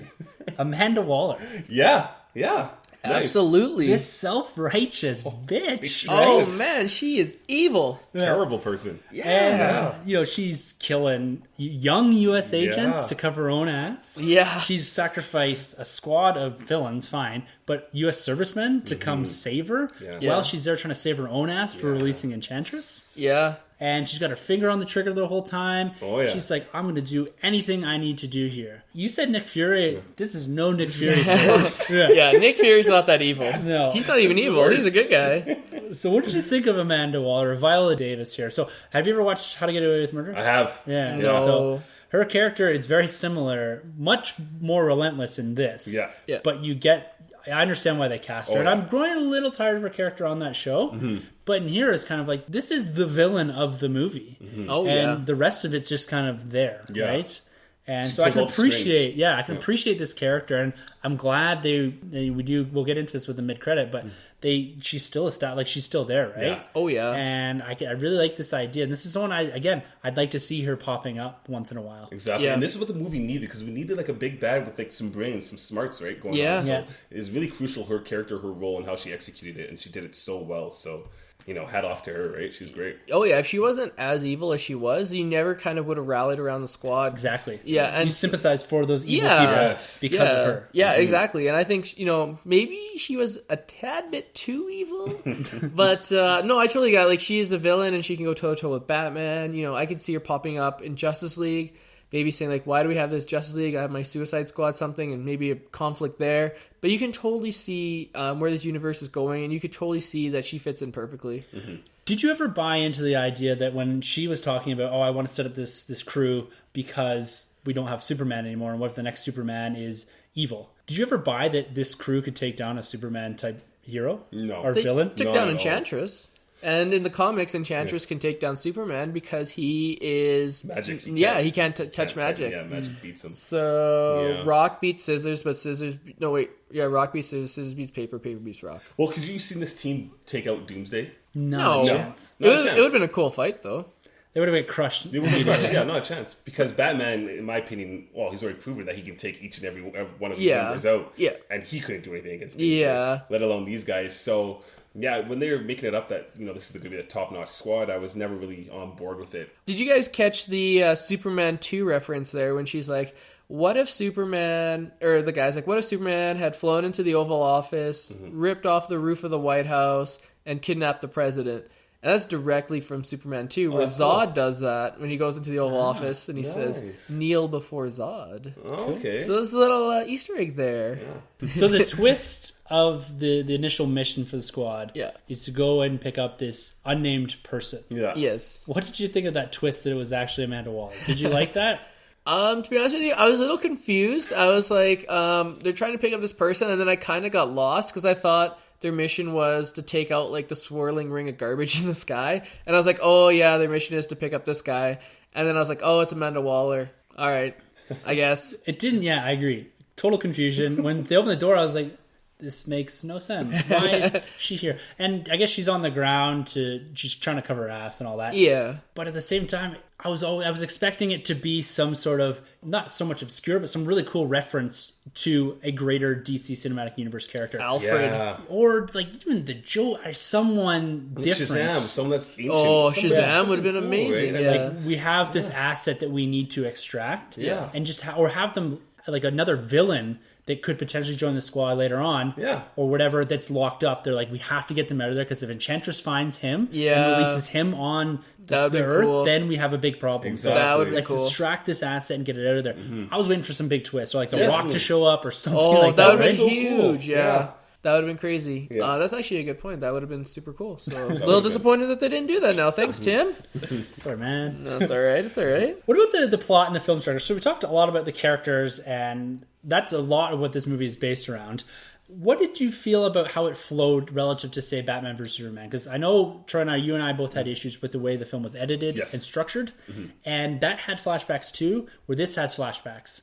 What did you think about how the movie flowed overall and how it went from scene to scene and integrated in the flashback scenes? I think it was a little more cleaned up and polished than BVS. I still think BVS holds it down for like the worst edited movie I've seen in a long time. Does that include the Ultimate Edition or just the trailer? Or the theatrical one? The Or theatrical both? one. I'll go with the theatrical one. Okay. So this one was definitely edited a little bit more. So the movie flowed okay, but there's still some confusing points when they're going from here to here, here to there to here. Yeah. Kind of thing. Yeah. I felt that the flashbacks for me worked a little better than they did in Batman vs. Superman. Definitely. I felt they answered questions, which I think flashbacks should do. Yes. And it gives you a little more insight into a character's present day motivations, as far as even Deadshot and even a bit of Harley Quinn stuff. I felt that worked a bit more. It wasn't as jarring to me. I didn't feel like I was pulled right out of the movie. Yes. Shoved into a different movie. I agree. And then pulled back and put back in. Yeah. And I thought those worked for me. And, there's been a lot of complaints about the film editing and how it's structured and that. As I was watching it, I didn't really feel too much of that. Yeah. There's some points where Rick Flag's hair kept growing and then getting cut and then growing and getting cut. That bothered me a little bit. That's being nitpicky. Yeah. And I can see where some of the scenes, like the Joker stuff in particular, has been cut out. And so there is some, jarring editing. Yeah. But it wasn't, I don't think, as bad as it was in Beaver's S. And I felt it flowed relatively well. There's are issues with the plot itself. Yes. Yeah. And I think it's pretty thin. But the flow of the movie worked for me. Yeah. For the most part. Yeah, I agree. I felt there's some weird moments too sometimes though when they throw in like these last minute little like one-liners at the end of some of these scenes. Where I was like, I don't know if this was due to reshoots because they had some reshoots going on. I don't know if that's to make it more funny. So that kind of took me out a little bit, but nothing again. That's kind of nitpicking. I still feel BVS had the worst editing. Yeah. Not to pick on it, but if you want to compare the two, I definitely think Suicide Squad is a little more of a cleaned up film than BVS. Yeah. Okay, that's interesting. Part of the reason why I feel like a lot of the critics bash this movie, one of the reasons I think is this isn't your typical 3-act film. We have a beginning, middle, end. I think this film kind of like jumps from different places, and it's not your typical, movie. So you have like the beginning where I've never seen that before, where you introduce the characters in kind of like music videos almost, or vignettes of each character. I thought that was really cool. And then I think a lot of people maybe felt that was lazy, but I think like the kind of vibe they were going for, it worked for me. I just wanted to go in high octane, high action. And that's part of the reason why I enjoyed this film. But as I said, I feel like the film structure was different than maybe a Civil War or like even like a Henry VIII. I mean, this is the first person to compare Suicide Squad to a Shakespeare play, but like Shakespeare, the plays and like different acts have different acts and they follow kind of like a linear structure. Whereas this one kind of felt like jumping all over the place, and for me, it worked. So it's a bit more of this nonlinear storytelling that we got in Deadpool. That was focusing around one character. This is nonlinear on several characters. Yeah. Which does make it harder to follow. Yeah. I think that's maybe where some people are having issues, but I didn't have too hard of a time with it. No. Sunjay, you brought up a bit about the music. And that was a big focus point on this movie, and which draws a lot of comparisons to the Guardians of the Galaxy. Yes. Yeah. And for me, in particular, the score was fine. Yeah. The returning composer, he did Fury and all that. So he's worked with the year before. But I felt sometimes the music was a bit like, whoa, where did that come from? And layering it with the Eminem song in there I felt pulled me right out. Oh, really? Some of it worked. Yeah. I think the start few scenes with the music worked, but then sometimes it was just like a scene happening, and then all of a sudden this music comes on. It's like, where did this come from? Yeah, jumping from music to music. I liked all their choices. I thought the choices that they chose for each character fit well. Like with Harley Quinn, it's like, I don't even know, I forget the title of the song, but it's like, You Don't Owe Me, or You Don't Know Me, I don't know. But it worked for me. I thought the songs that they chose for each characters worked well, and I could definitely see, like, it was pretty jarring, as you said, like, you know, it seemed like one song to another. But I think that's kind of the vibe they were kind of going for, is like this music video on steroids, kind of. It felt like a bit of an afterthought to me, some of it. You think, like, yeah. It was like, we have this here, we need something that's just... And I agree, they're going for this up-tempo beat, but it felt like we need to get something in there. Yeah. It didn't really work. Like, with Guardians, I hate making this comparison, but I felt with Guardians, it was well thought out, and it added to the movie. And also organic, too. It felt right. Yeah. Right? And it was, again, integrating the fact that he was listening to it. Exactly. At times, and that, where this felt, some of it worked, Yeah. but some of it was just like, okay, I'm completely out of the scene now. This doesn't fit. Yeah. Yeah, I wasn't on board with it, especially because I do believe, correct me if I'm wrong, David Ayer started off as a music video director. Oh, really? So that makes it even more weird, the fact that the music choice here I thought was just a little rocky. The score, like you said, the score is fine, but for the overall opener where you're introducing these characters, I didn't like any of the music choice. Oh, really? Yeah, I didn't like it at all. Yeah. Oh, we disagree, Troy. What are we going to do? We never disagree. No, I thought it worked. I mean, if you didn't have the music with the introductions and stuff, I think it kind of would have felt flat. Whereas this one pumps up the energy and it brings you into the film and you're like, all right, let's go. Like, let's get our guns. Let's get our baseball bat. Like, let's just go shoot stuff and let's just go kill stuff. So yeah, no, I definitely think you need the music. I just didn't like the music they chose. Yeah, fair enough. So there's two big scenes at the end of this movie. There's your end fight sequence, and there's what I'm calling the bar scene. Okay. So let's talk a bit about the bar scene. So once we have Amanda Waller's kind of whereabouts sussed out by Enchantress, she kind of gets kidnapped, right? Yeah. And that's how they get the location of all these U.S. sites. And so with that, with her compromise, we have Rick Flag basically admitting to the squad what's actually going on behind the scenes, you know, about Enchantress, about his relationship with her. And he kind of lays it all out on the table for them, breaks the phone or whatever, and says, you're free to go. Yeah. This is at the point where I start to get a bit skewed with the character motivations. We talked about Deadshot's, you know, this is for my daughter. Harley Quinn comes back after the Joker kind of saves her, sort of. And then she falls out. So Tends to die. But why does she come back to the squad? I think she doesn't have anything left, so she's just like, well, might as well. But she believes the Joker's dead. Which nobody believes. Yeah. But for a woman that was, you know, the queen of Gotham at some point, right? Yeah. And I just don't see her coming back to the squad. And this is the same thing. We talked about Jai Courtney's character, Captain Boomerang, him taking off. Great scene. Yeah. But why does he come back? Yeah. Exactly. Yeah. And Killer Croc's kind of there. Right? Yeah. And, you know, he has kind of these weird jokes. I'm a pretty man. Yeah. And some people made jokes, too, that Jai Courtney left, but came back because he's Captain Boomerang, and the Boomerang comes back. Oh, okay. I don't know if that's true. That's cool. He just kind of, like, shows back up when they're strutting down the street. I don't know. That took me out. And I wish he just stayed gone, because I was like, okay, nice. He's gone. He's the film. And, he came back. I think this was one of the scenes that was a pickup. I don't know if it was or not, but this felt like something that was added later to bring the audience back around to be like, okay, we can sympathize with these characters, and here's their motivations, and this is why they're going out to try to save the world. Yeah. It works kind of. I thought it was going to be a lot more of a comedic scene, actually. Yeah. Where they kind of finish their first mission, they're all kind of tired, and they're in there just drinking whatever. Yeah. But this is actually quite a linchpin scene where we're seeing it jumping off into them making the decision to stay together without having the trigger finger there, where they're forced to be part of this, right? Yeah. So they're left to their own devices to run away or to band together and fight. And I just don't see the reason. I don't think I've invested enough in these characters to see why they've banded together to actually go fight this greater evil. No. Yeah, definitely agree. I think, you know, the whole point of the scene was just to show them, like, bare their soul. Where you see El Diablo, that's when he tells them, okay, I killed my wife and kids. And then Will Smith, you know, he says, like, you know, this is some Bible shit. Like, you know, when they write about this, you know, make sure that they show me that, like, I saved the world kind of thing. And I think it's kind of just like them exposing themselves and being like, yeah, like our whole lives, like we've been bad people, we've done bad things. Dudes. We're bad people, man. We're bad guys. We're from the wrong side of the tracks. Yeah. And then they throw the toothpick at him, and he's like, Razor Ramon shows up. That would be awesome. That would have been so cool. Give someone a razor's edge. Yeah. But I think it's just showing them, you know, the camaraderie that, you know, we've all done these terrible acts, but we can finally do something good. So, hey, why not? Let's just do it. And Yeah. I agree. It is kind of thin, but it does give them, you know, kind of a reason to go back and finish the fight, as opposed to just leaving and then the movie ending with the world ending. True. Or, you know, maybe Superman comes back and saves it in 2 seconds, and then I don't know. It seems like they're trying to tie up a lot really quickly here. Like, Yeah. shit, we're already at the hour and a half, hour 45 minute mark. We got to wrap this up. Got rushed. And you can tell they cut stuff, because even from the trailer, Harley's like, well, what do you guys want? Hot stuff. And then they go, beer, whiskey, and the guy says water. El Diablo says water. So, you know, you could probably tell there's probably more from that was cut. Yeah. That would have benefited if it was kept in there. So quickly here, we'll go on to this end fight scene, because I think the implications for this are for the whole movie is almost none. So we have the Enchantress and her CGI brother destroying the world. Yep.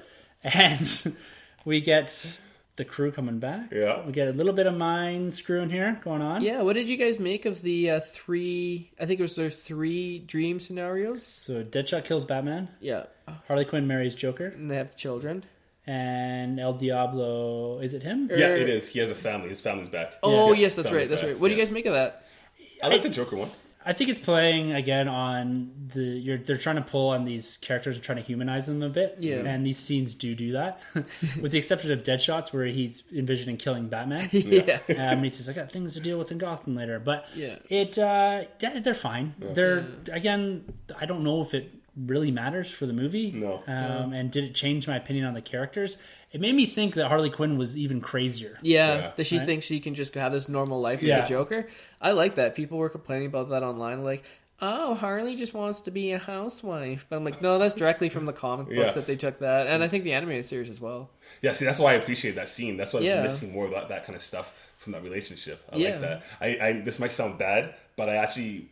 The reason why the relationship doesn't really work for me, because going back to the animated series, Joker like doesn't really care that much for Harley Quinn. Like, it's a different he's like an dynamic. asshole. Like, Yeah, he doesn't love her like the way that she loves him. She's like obsessed over Mr. J. Right? Yeah.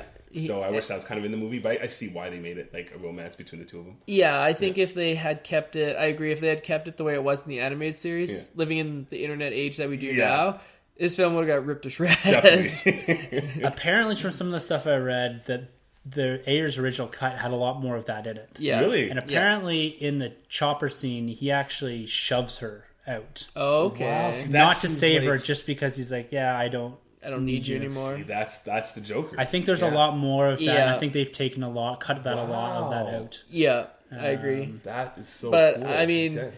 it would have been in line with what the Joker really is.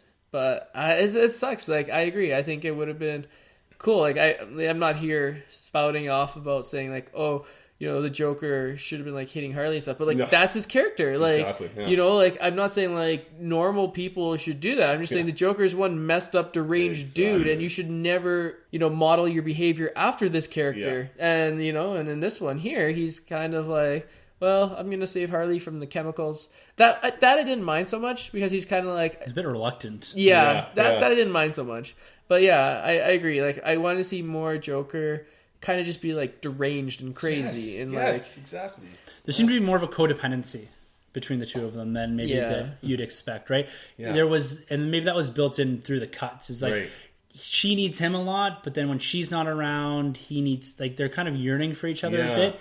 And you do feel that a bit more from the Joker side. You don't get that impression that he doesn't really care about her. He's making and going to a lot of efforts to come after her and get her, right?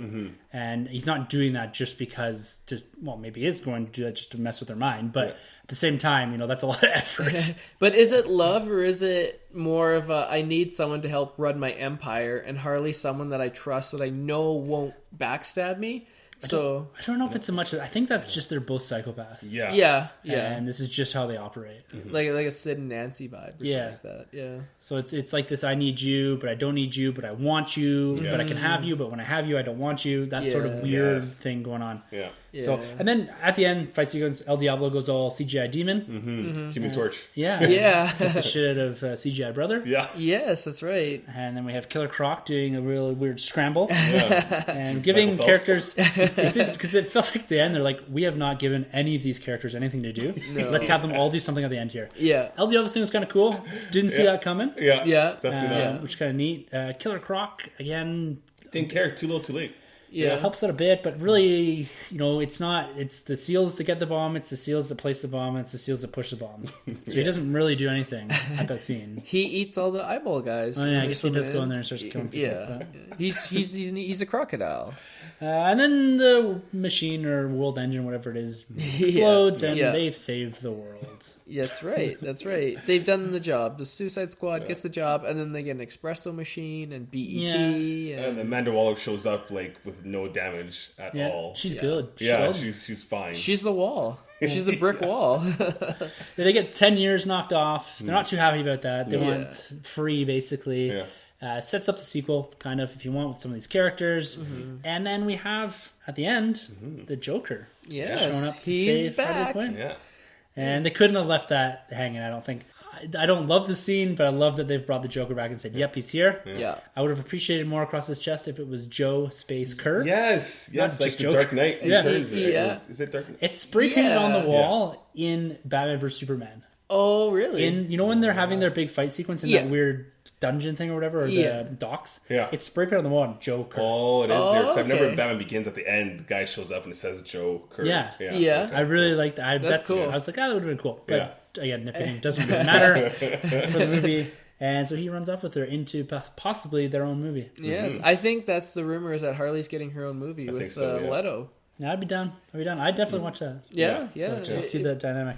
Something interesting. We talk about, Suicide Squad killing it at the box office. Then you see a film like X-Men who's struggling, and you look at the two films and you could say they're probably of comparable quality. So, Suicide Squad was something different. We've never seen the villains kind of be the heroes before in a superhero movie. So, again, a Harley and a Joker movie would be something entirely different that we haven't gotten before. When you say that, though, the villains being the heroes, Yeah. why couldn't we have had a villain, maybe more of a Manowara, that was a hero that was actually a villain? Which I think this is kind of, but it's kind of masked and hidden in the background.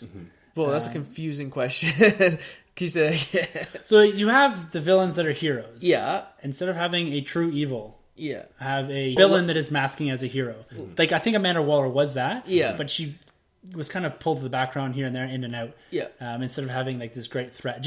I think they could have done something more with that. Like, I think that's why people are more interested in the concept of this as opposed to, say, an X-Men, which is maybe getting a bit tired. Yes. Yeah. Is that we have something different, something new.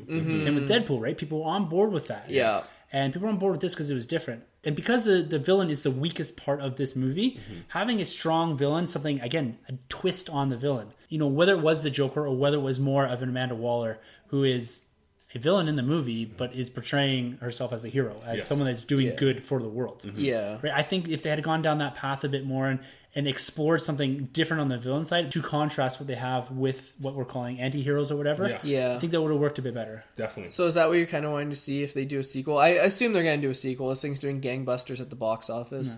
They need to do something different. Yeah. And we say that a lot with these movies, and that seems to be what's working, right? Yeah. We look at the movies that have come out this year that have stayed with their current past, your X-Men, that sort of thing. That they're doing okay, but they're not doing gangbusters like this, right? People are going to see different things. The fans want something more, right? Yeah. We saw it with Civil War. We saw it hero versus hero, something different. And we saw that with Batman versus Superman again, right? Hero versus hero. Even Apocalypse, I guess, is the heroes versus each other, right? Yeah. In a way. Oh, I guess, yeah. That's interesting, yeah. That's kind of more what I would have liked to seen with that whole thing. But then DC. Now we finally embraced the mid-credit or post-credit sequence. Yes, they're finally doing that. Which I think it's nice. Yeah, it's about time. Yeah. It's a nice little stinger. It's kind of like a little thing to kind of wet your beak so you're super jacked for the next film. Is it though? I think so. I mean, when we saw, what was it, Iron Man 2 or whatever, where you just see Thor's hammer. Oh, Yes. awesome. So here's my only. Well, this is what I do, right? Yeah. This is a redundant scene. Yeah. If this was at the end of Man of Steel, this would have been enormous. This would have been your Nick Fury in Iron Man's mansion, right? Yeah. For me, with Batman sitting across from Man of War, I like the dynamic. Yeah. Ben Affleck again, killing it as Bruce Wayne. He's great. Yeah. You know, he's going to be Batman forever. Right? Oh, yeah. He's going to be the definitive Batman. No, that's Definitely. Val Kilmer's Batman. Yeah. But when he sits across from her and says, it takes a file folder and flips through it, and we see Flash and Aquaman. Yeah. And Enchantress. Yeah, well, Yeah. they're just implying that they keep track of everyone, right? Yeah. And when you look at it, it's like, okay, yeah, we already know that he's forming the Justice League. We've seen the trailer, Yeah. and we saw Batman vs Superman, which he has complete files on his characters. Exactly. He just has videos of him. Yeah. Okay, he needs that on paper too. Yeah, something cooler might have been was maybe showing what potentially the villain for Justice League is. We've been monitoring extraterrestrial, whatever. Exactly. Yeah. Okay, now we're going to tease the Justice League villain, Yeah. right? Yeah, fair enough. And something different. Yeah, we know that scene. All it did was give a nice contrast between Amanda Waller and Bruce Wayne. Yeah. And they could butt heads later down the road. But are we going to see that really develop? Probably not. Oh, you might see it in Suicide Squad too. Sure, but as far as something bigger in the cinematic universe or teasing something to come down the future, are you more excited about a potential villain in Justice League? Or are you more excited about Amanda Waller and Bruce Wayne maybe having lines at some point in the future? True enough. You know, I think especially that scene could have been just in the movie. Why make that an after credit scene? Yeah. Right? I mean, maybe maybe they're just like, well, let's just throw it in. We don't want to show our cards too much for Justice League because, I mean... That's fair. One of the things we talked about BVS is they showed us a lot in the trailers, and maybe they're like, okay, let's scale this back. Maybe they're thinking some of the criticism from that and saying, okay, let's just... it seems like they are listening to fans and critics alike. You wouldn't know it from some of these Rotten Tomato scores, but it seems like they are listening because, we heard BVS, too dark and grim. This one, not dark and grim at all. Well, it is in a way, but not BVS level. All I'm saying is that I'm not trying to beat the shit out of this as much as I would. You actually done better than I thought you would. I was coming in here, I had my boxing gloves ready. I was prepared to battle this out. I was like, okay, guys, BVS time again. Okay, I'm a cynical asshole all the time. all I did was sit out on the computer on YouTube, listen to insults. So I'm like, all right, let's do this. All I'm saying with this is that from the Justice League trailer, we have Bruce Wayne specifically stating, I know there's a bigger threat coming. Yeah. Tease more of that. Yeah. That's all I'm saying to cool. do. That would have been cool. Right? And because you have Amanda Waller who keeps track of everything, including, which wasn't implied in Batman vs Superman, the fact that metahumans are all over the place now. We have witches, we have gods, all this kind of crap, right? Yeah. And so just give us a little more of that. And I think that tease would have worked a bit better than saying Aquaman and Flash are coming. We know that. Flash was in this movie. Yeah. Aquaman was heavily portrayed in the Justice League trailer. Yeah, that's right. Yes. So it's just maybe working your shit out a bit more Yeah, and I just think being again, maybe it's a bit nitpicky. It's nice to see after credit scenes. I'm happy that they're doing them. And again, that's the benefit they have from having a more established universe, a foundation, if you will. And I think if they continue going forward with that, get their footing a bit more and be like, this is how we tease things. Like I said, and then Man of Steel, everyone would have lost their minds on that. Yeah. Yeah, but I think... It was too early. They didn't plan ahead enough. No, exactly. There wasn't enough foresight to do something like that in Man of Steel 2 or Man of Steel. Oh, a little foreshadowing. You think on the flip side, because I've been saying for a long time, why, I hope Batman has, the weapons to stop the Justice League. Do you think with this going on, when, Batman says shut it down, he has the Justice League going on, you think Amanda Waller now could be the one being like, you know what, I gotta shut you guys down. And she makes the Suicide Squad even bigger and tougher. Yeah. Maybe going on, you could eventually get a Suicide versus Justice League movie. That would have been cool if you amp it up so you get bigger villains. Maybe instead of Captain Boomerang, you get Reverse Flash, or Black Manta, because he's or been part of the team, right? Clayface, or some Superman villain like Parasite, something bigger, they right? bring back Doomsday even and put something in his neck, and then he's part of the Suicide Squad, and then you have the Justice League trying to take all these people down. Because right now, obviously, this league or this team, this squad couldn't go toe to toe with the Justice League. But no. they soup it up. They couldn't beat any of the four, Not the single 5 members, maybe Cyborg. Maybe Not Cyborg. even. Captain Boomerang for Cyborg. And she seems to imply that she knows who Bruce Wayne is. Oh, absolutely. She does in the comics for sure. Nights, I think she says. Stop working late. Stop working nights. I like that. Nights. Yeah. That was cool. That's cool. So, talking about Suicide Squad and, talking about DC kind of going forward, where do you want to see DC, the DC Extended Universe, go from here? I mean, we've had 3 films. All 3 of them have been decisive, to say it politely. What do you want? What are you guys expecting next year from your Wonder Woman, your Justice League? And then going forward, we just got word today that Superman Man of Steel 2 is coming out. And as well, Flash is going to start filming in London pretty soon, early next year. So what are you guys expecting from the DCU? I mean, Jeff Johns has taken over from the previous heads, and I think he's going to be more involved with the production of these films. So this was kind of the last one under the old guard, and Wonder Woman is the first one, where Johns had his hand in it, but he kind of let Patty Jenkins do her own thing. Mm-hmm. So what are you guys expecting? Are you guys, we've had 3 films in this universe so far. Are you guys excited? Are you guys disappointed? I mean, what are your prospects of the future of the DCEU?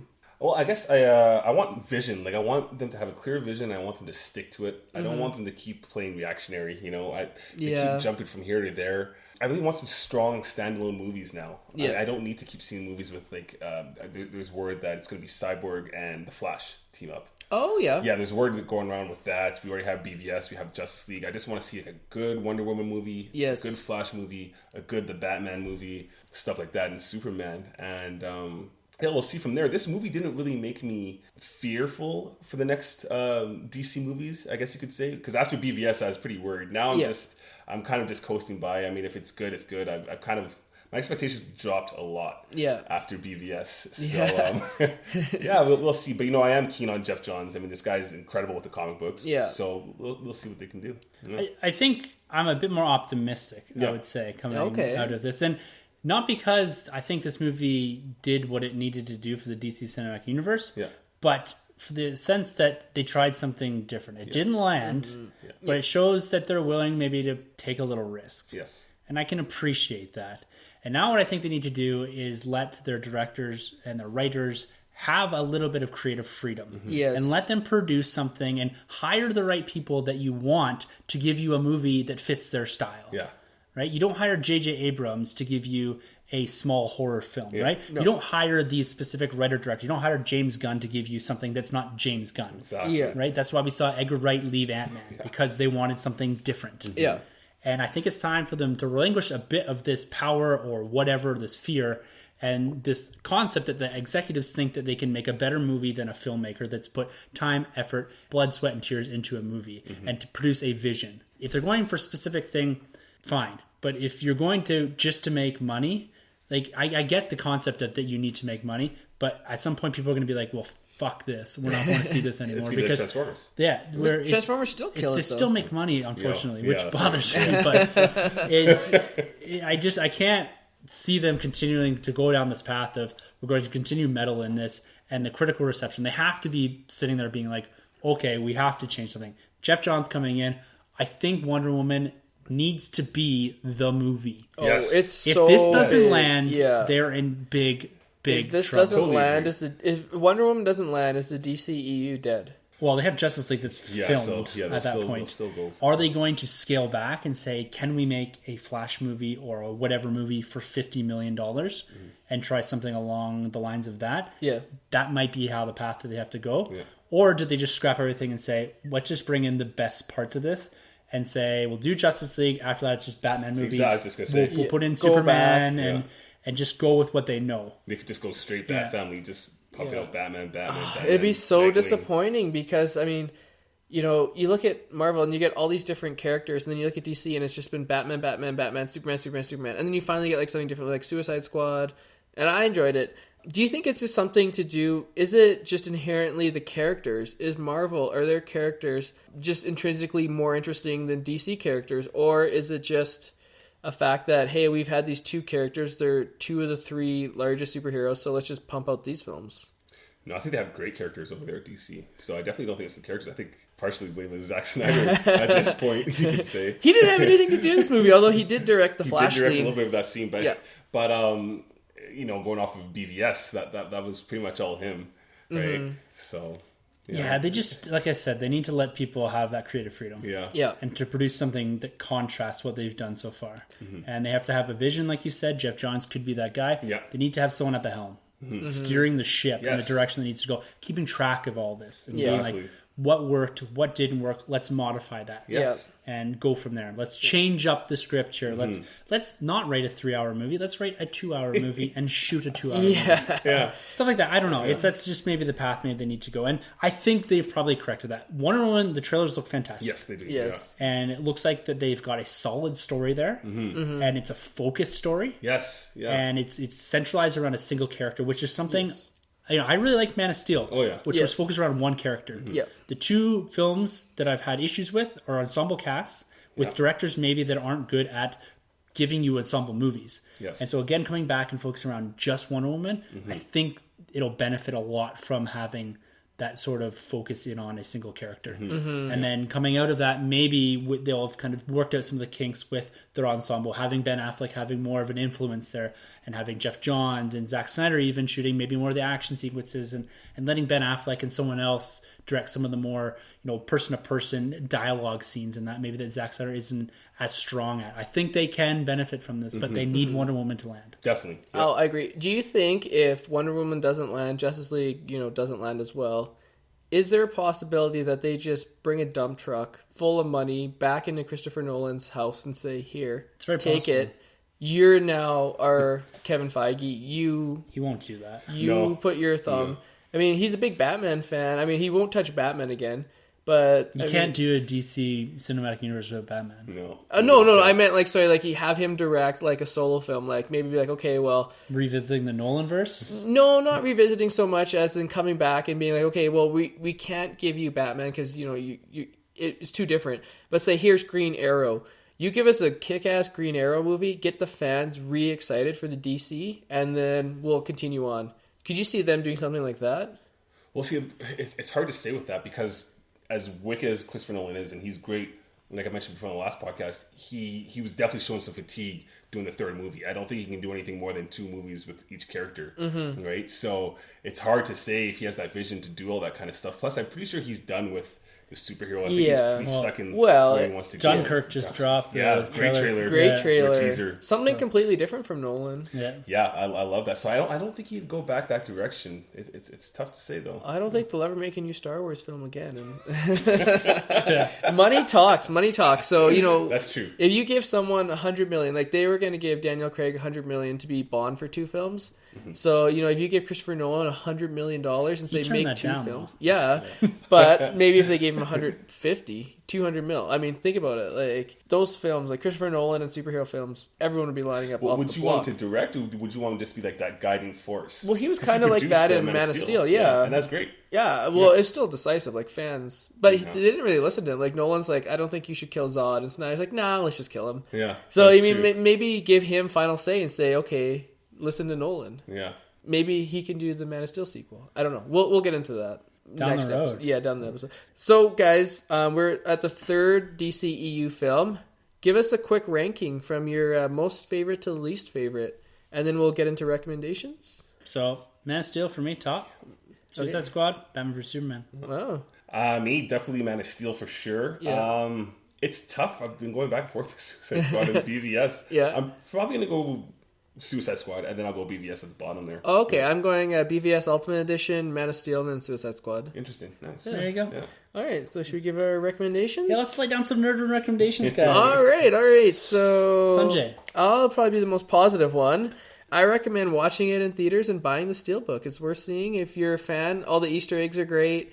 It was a great, fun film. It puts the fun back in DC Funematic universe. So check it out. I enjoyed it. As I said, it was my least favorite DC Cinematic Universe film, but it was fun, great action. So all its faults, like I do find faults in it, but I do find a lot of good with it. So I say check it out. Troy. Yeah, I say go check it out. I mean, it's an acquired taste, but I think everyone should have a preview of this movie, right? Yeah. I necessarily didn't like it, but you might like it out there. So definitely go out there and check it out. All right. Tim, what are your thoughts? What is your recommendation? Well, I'm going to say a few words here before I give my recommendation, or not. Okay. I think this is, again, DC running before it can walk. Yeah. I had a lot of expectations going into this, which maybe it should have been dampened by B versus S. But I think it does succeed in the sense that I found it more or less entertaining, and we did get some great characters out of it. Yeah. But again, it failed to be the film that I thought it or wanted it to be for the DC Cinematic Universe. Standouts for me were Will Smith and Margot Robbie. Yep. Fantastic. I thought they took too many liberties with their characters as far as the character development, the gaps that they wanted you to jump and to feel and sympathize with these characters, which is fine. But I felt when they were doing that, they cluttered up the plot that was already thin. And I wanted to explore some of these characters a bit more. And like I said before, I just kind of push aside and even kill off some of these other characters so we could focus in on maybe 4 of the main characters there. And, you know, the villain, we've gone through all this, sucked. It falls to some of the comic book tropes as far as having this faceless army.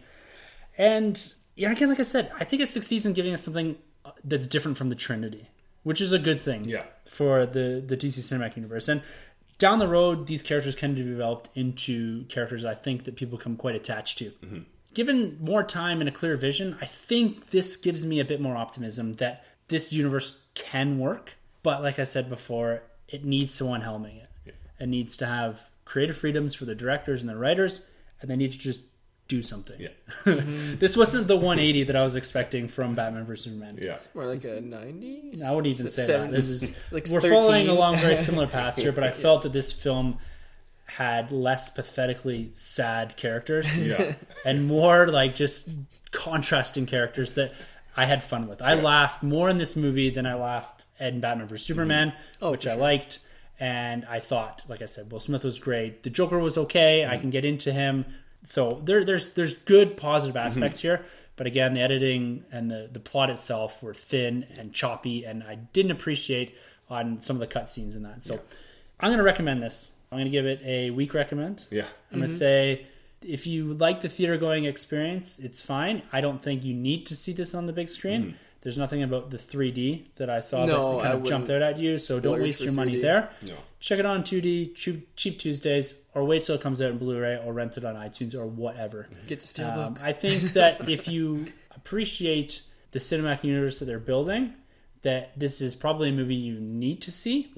They benefit, like I said before, from having a foundation where they can give winks and nods and tip their hats to different things. I like that continuity about that. That's something that hits home for me. And so, check this out, but maybe not in theaters. Do it on the cheap. Fair enough. Get the cereal. It looks delicious.